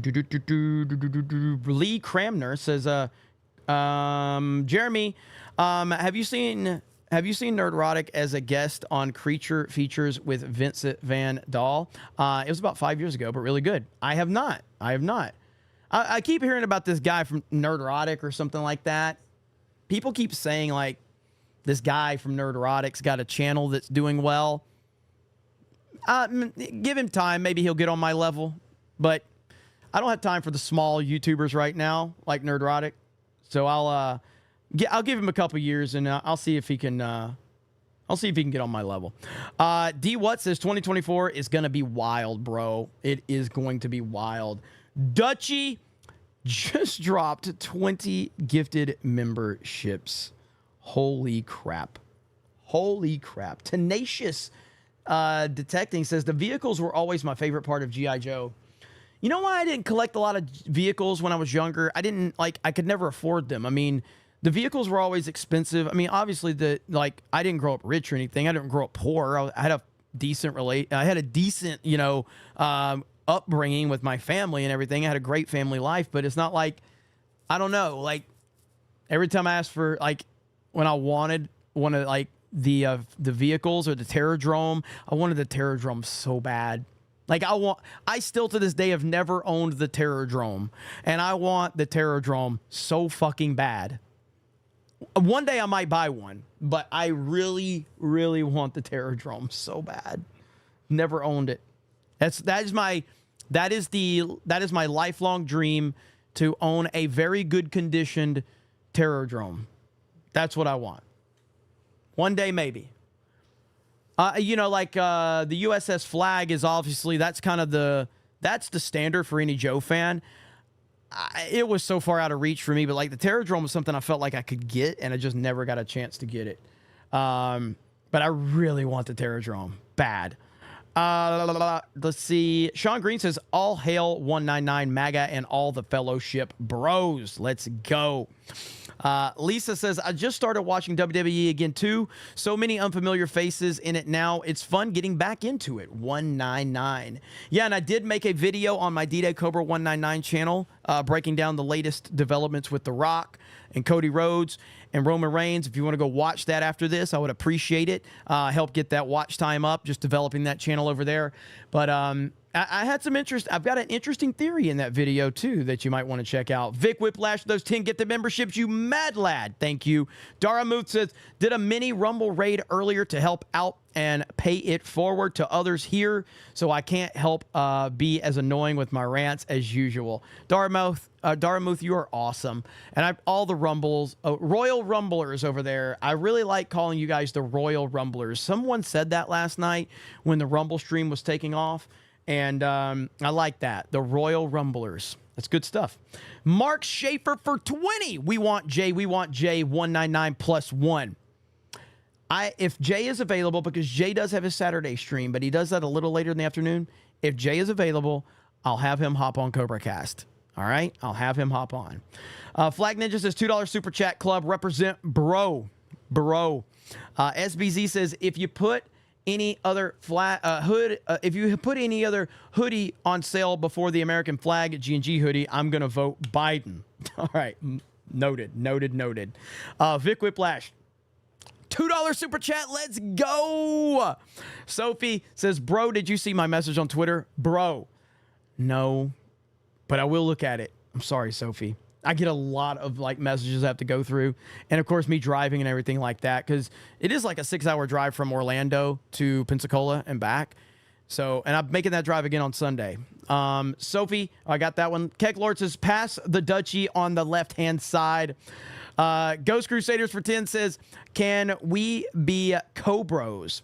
Cobros. Holy shit. This is out of control, and I love it. Sean, $2 make ya holla 199. Hayden Wayne for 10 says, we have more super chats than Ben Shapiro. It's a fact. Facts don't care about your feelings. That is true. Garfield's Bizarre Adventure says, yo, Jeremy, there are bros who don't know the lore of bro. So the bro lore happened last night. I was reacting to a video from Vince Russo. Vince Russo from professional wrestling fame. Vince Russo says bro a lot. I mean, a lot. And they even lean into it with the bro counter, but he has been saying it for a long time. He says it more than you could possibly imagine. But during the reaction to it, the chat kept laughing and memeing on it, and so yeah, we started leaning into it. And so now it's kind of our thing, just like the 199, just like all the other dumb shit we do. It's just what we do, you know? So I guess next time, whatever happens, whenever we get rated by people about whatever, we can hit them with the super chats, we can hit them with the bros, we can hit them with emojis, we can hit them with the gifted memberships. It really doesn't matter. When you are retarded, it doesn't really matter what happens, right? Shandog says, was going to give you this $2.99, or was going to give this $2.99 to Alyssa Milano, bro. Vault 95 says, if you forgot which Beanie episode it was attacking his audience, it was his episode with John Rich as guest. It was a super chat segment at 139 and into 140. Okay, let me take a picture of that. Okay, thank you, Vault 95, because we're gonna be recapping all that tomorrow. Ghost Crusaders with 10 more gifted memberships. Let's go. Dara Muth says, put it on a shirt, Jeremy. Make that bank for us. Absolutely. Hayden Wayne says, put your Streamlabs or whatever dono link in the description of your streams, Jeremy. It will be nothing but beneficial. Done. Do it right now. Eric K, put it in the chat right now. All right, put it in the chat right now, and I'll pin it. And then we can keep dropping the 221 Be Tactical. John Kennedy says, Jeremy, you are appreciated for what you do. God bless you. Please ask Vic Whiplash and Hayden to employ me. 63215. Let's go. East Coast Toasted Boy for 2 says, hail the bro 99. God damn it, the bro 99. Fantastic Sanox says, there's a video of The Rock getting booed at Vegas. Well, which one is that one? And wasn't there a SmackDown tonight? I've got to watch SmackDown and do a video on that over my D-Day Cobra 199 channel. Tweeted Tone says, can we get some Brostein official debut? Broamy Brostein. That one fucking messed me all up. So instead of Jeremy Osteen, we got Bromy Brostein.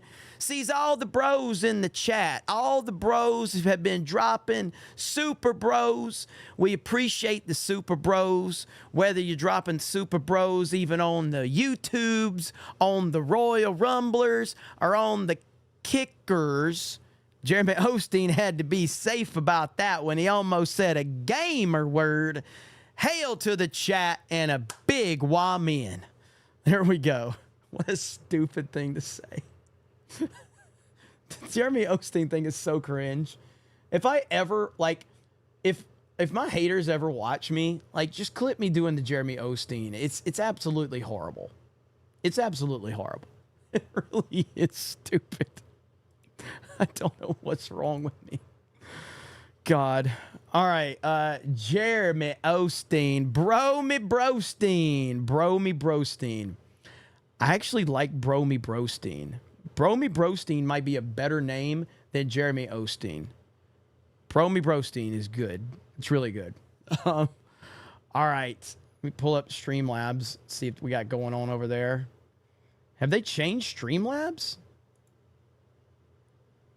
Yes, they have. They have changed Streamlabs. I don't know. Where are my donations on Streamlabs? Am I missing something here?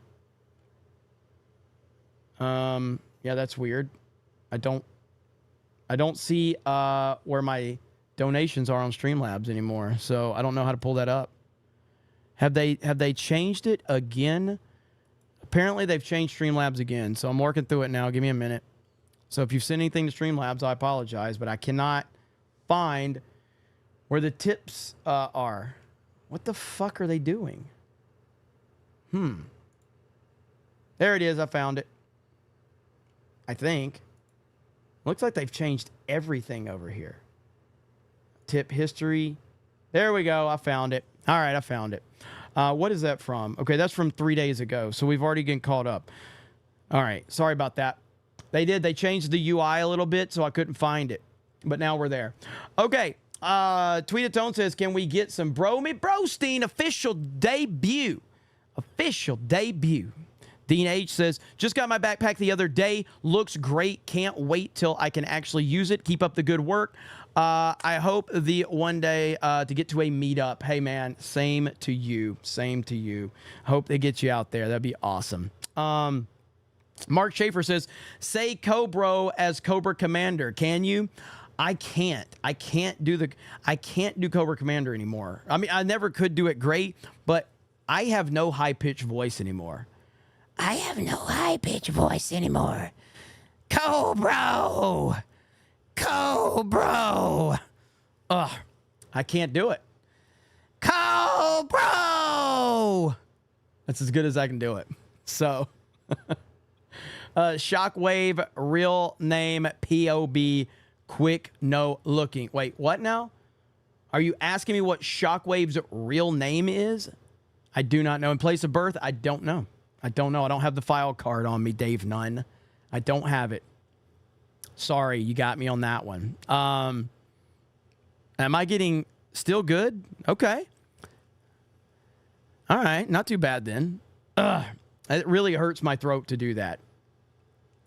That's getting clipped. That's getting clipped. Welcome to the internet. You should have never said that. Jay Crilly says $2 holla. $2 crew holla. Yeah, that one's getting clipped. That's getting clipped. Fuck. Man, you can't never say anything on the internet these days. It's so mean. Why are you guys so mean? You know? I don't know. I don't know why you do that. All right. So, with that said, we're looking good tonight. Jed, are we caught up? We are caught up. We are caught up. Who is the Brodus? Oh, hang on. Hayden Wayne told me to check Streamlabs. Hayden Wayne. Holy shit. Hayden Wayne on Streamlabs for $500. Oh my goodness. Hayden Wayne on Streamlabs for $500 and says, thanks.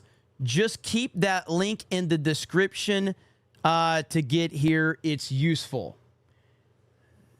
Yes, sir. Holy shit. Would that make Hayden the Brodus tonight? By quite a large margin, yes. Hayden Wayne, he dropped the proper 199. He dropped the 500. He dropped the 50. He dropped some, I think he dropped gifties as well. No gifties from Hayden. No gifties, okay. Hayden Wayne is the Brodus as it stands. So now we got to have a Brodus emoji now. Dude, this what is this show? What is this show? What has it become? 1 year, this is all for you. Like, this is all you guys. All of you guys did this. So again, quick recap. We are going to raid tonight. We're going to raid the anniversary stream for tomorrow. But this stream, for those that don't know, CobraCast started out as a joke, as basically a one-off to meme on Tim Pool because he shut his chat down for members only. Then he, I just did it once, and we obviously talked some other topics, I think, that first stream, but everybody loved it. And like, people are like, you have to do this again. You have to do this again. I'm like, I mean, I wasn't planning on doing this again, but I can if you guys want. And so, yeah, so I kept doing it, and they were getting really good responses. And then after, I don't know, maybe a few weeks, maybe a month, I didn't want it to keep it CobraCast IRL. I didn't feel right. That to me, that's just, you shouldn't do that. A meme here or there, totally cool. But I didn't want it, like, it's his show. IRL, that's his thing. So, yeah, so I decided to change it to CobraCast 199. And then it's turned into like a full-on political show for the most part. And it's really changed my life. It's changed my life. This show has changed my life. And it's changed everything that I'm doing. Obviously, Geeks and Gamers is still my priority, but everything over here has been so fun. And you guys make the show so damn good, and I really do appreciate it. I appreciate it more than you know. It's been a wild ride this year. But I'll do more reminiscing tomorrow about all of that. But it's been, again, this show belongs to you guys. And I try to do my best to keep you happy, keep you satisfied, keep you entertained. It's been growing and growing and growing. So that's obviously something I'm very thankful for. And that tells me that I'm doing a good job, and I want to keep doing a good job. I think sometimes, and I think this is just, it is what it is in terms of, like, sometimes the show gets a little too super chat heavy. And there's a lot of people just want to see me talk about topics and give my opinions on topics. And it's a tough balancing act.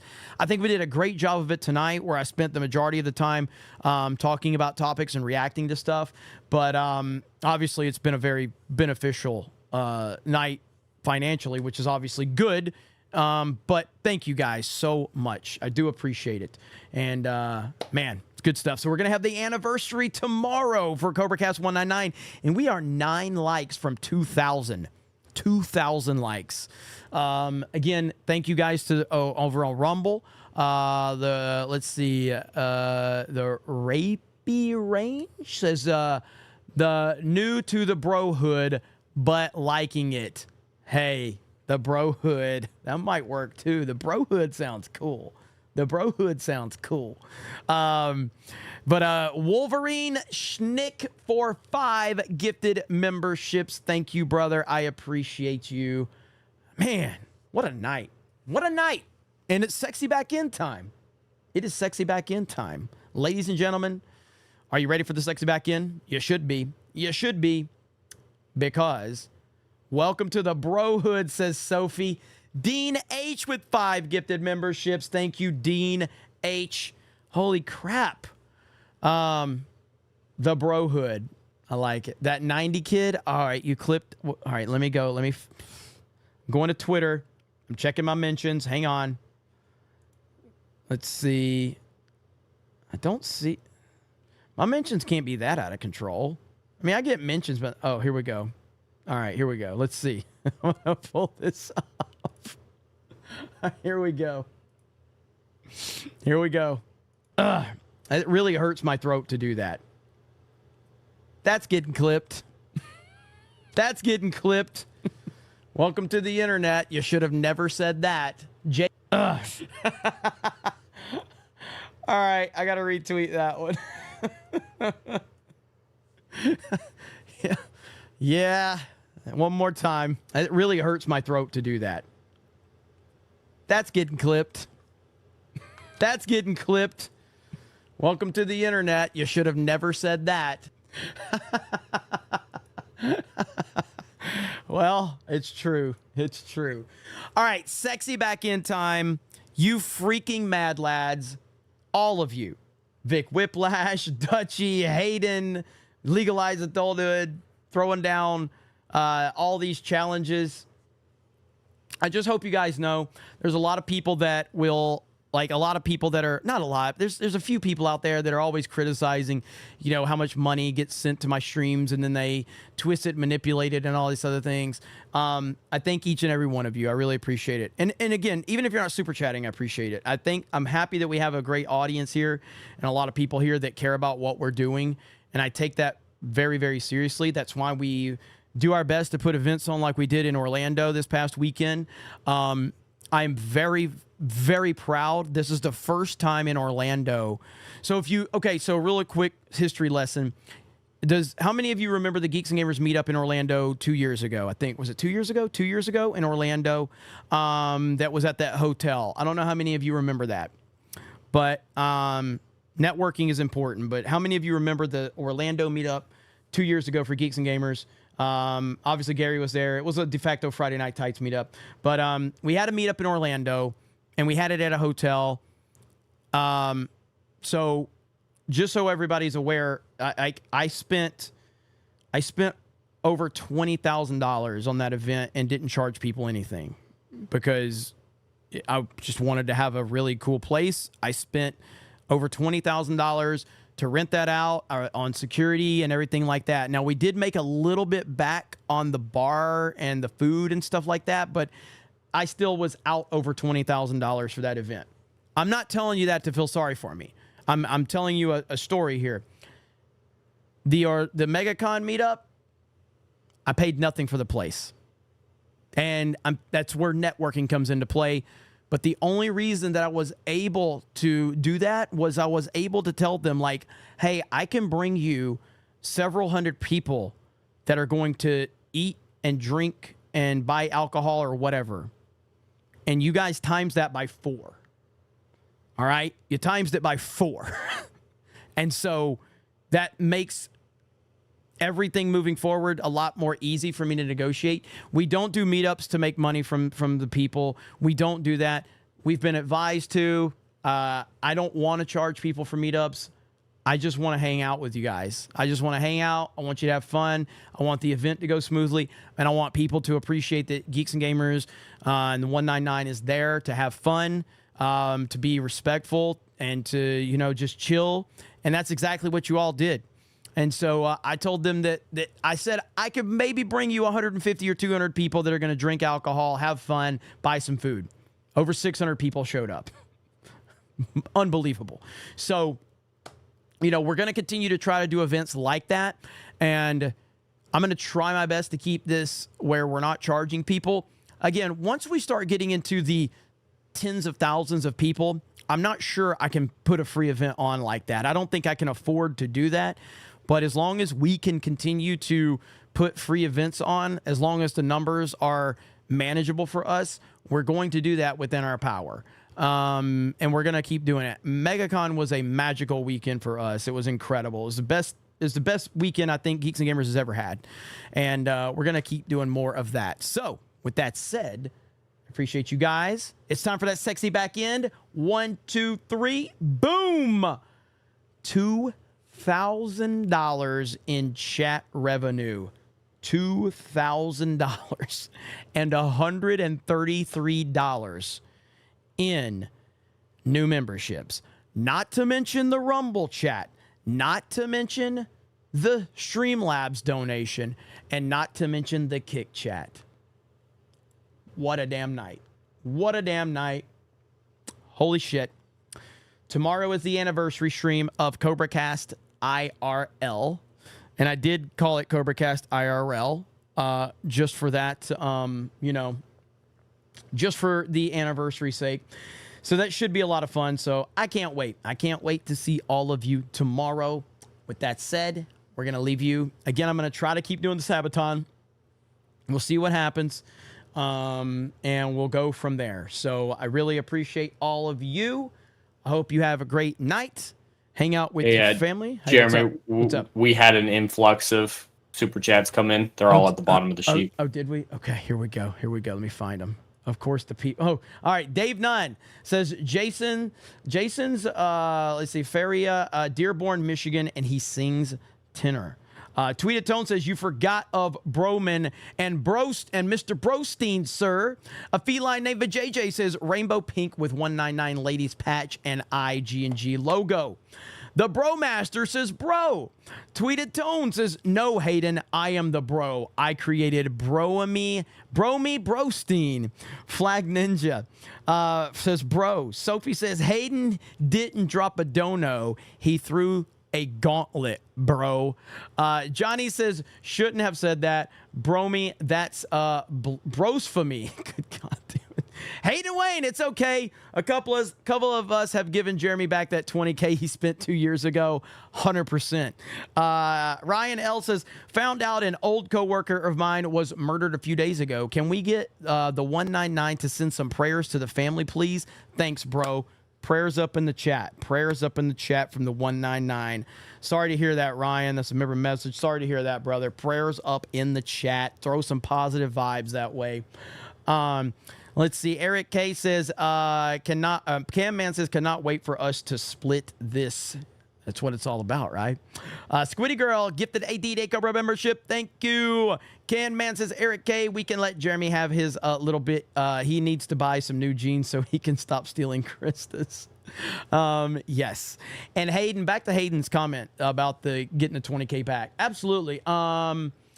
That's why, like, me and Gary both have talked about this many times. Like, we are committed to trying to make all of those no charge meetups because you guys do a lot to support us. Like, we're not trying to nickel and dime anybody out of anything. If we can do the meetups and do that for free, we are blessed to have the opportunities we have to do what we do. To sit here on the internet and talk to you and get money to do it is a dream come true. And so that's why we try to do the meetups and not charge or anything like that. Now, obviously, we have like merch and stuff like that, and it helps on offset the cost. But like, you guys make all this happen. So I really do appreciate that. I do appreciate it, and everybody that does stuff with me, we all appreciate it. Hayden Wayne says, in drama farming, YouTubers are shite tier.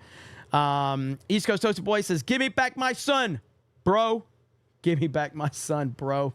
All right, guys, that's it. Thank you so much. I hope you have a great night, and we will talk to you later. Bye, everyone.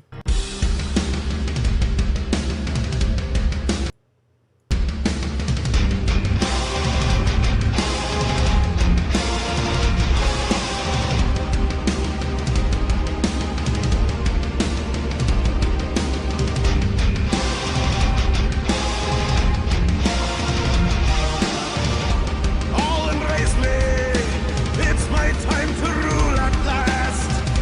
15 years have all been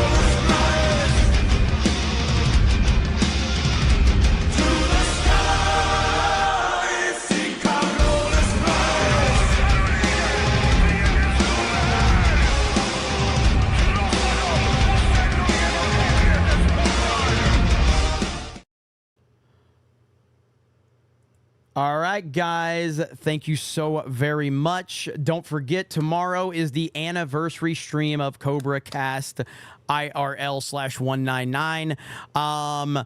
Let's see. Eternal Vigilance says, great show, D-Day Cobra. I'm glad you're back in full swing doing all these live shows. You were MIA for a while, but you're back where you belong. Let's freaking go. A few people were asking about Fortnite. I would like to do Fortnite, but if I do Fortnite, I'm going to go for like 4 hours. I've got some stuff to do tomorrow, especially with the anniversary stream. I'll be back on Fortnite soon. Don't forget, we've got the new Fortnite game that we've developed, our own Fortnite Island. I've got a video that Erwin put together from Nerd Wars, so I need to upload that to D-Day Cobra 199. And don't forget, this is going to raid the anniversary stream. So if you still want to continue the conversations, you can take them over to the anniversary stream. And I'll see you guys tomorrow at 2 Central. Love you all. Appreciate you all. Have a great night. Trump 2024. Bro 199. And we will talk to you later. Bye, everyone.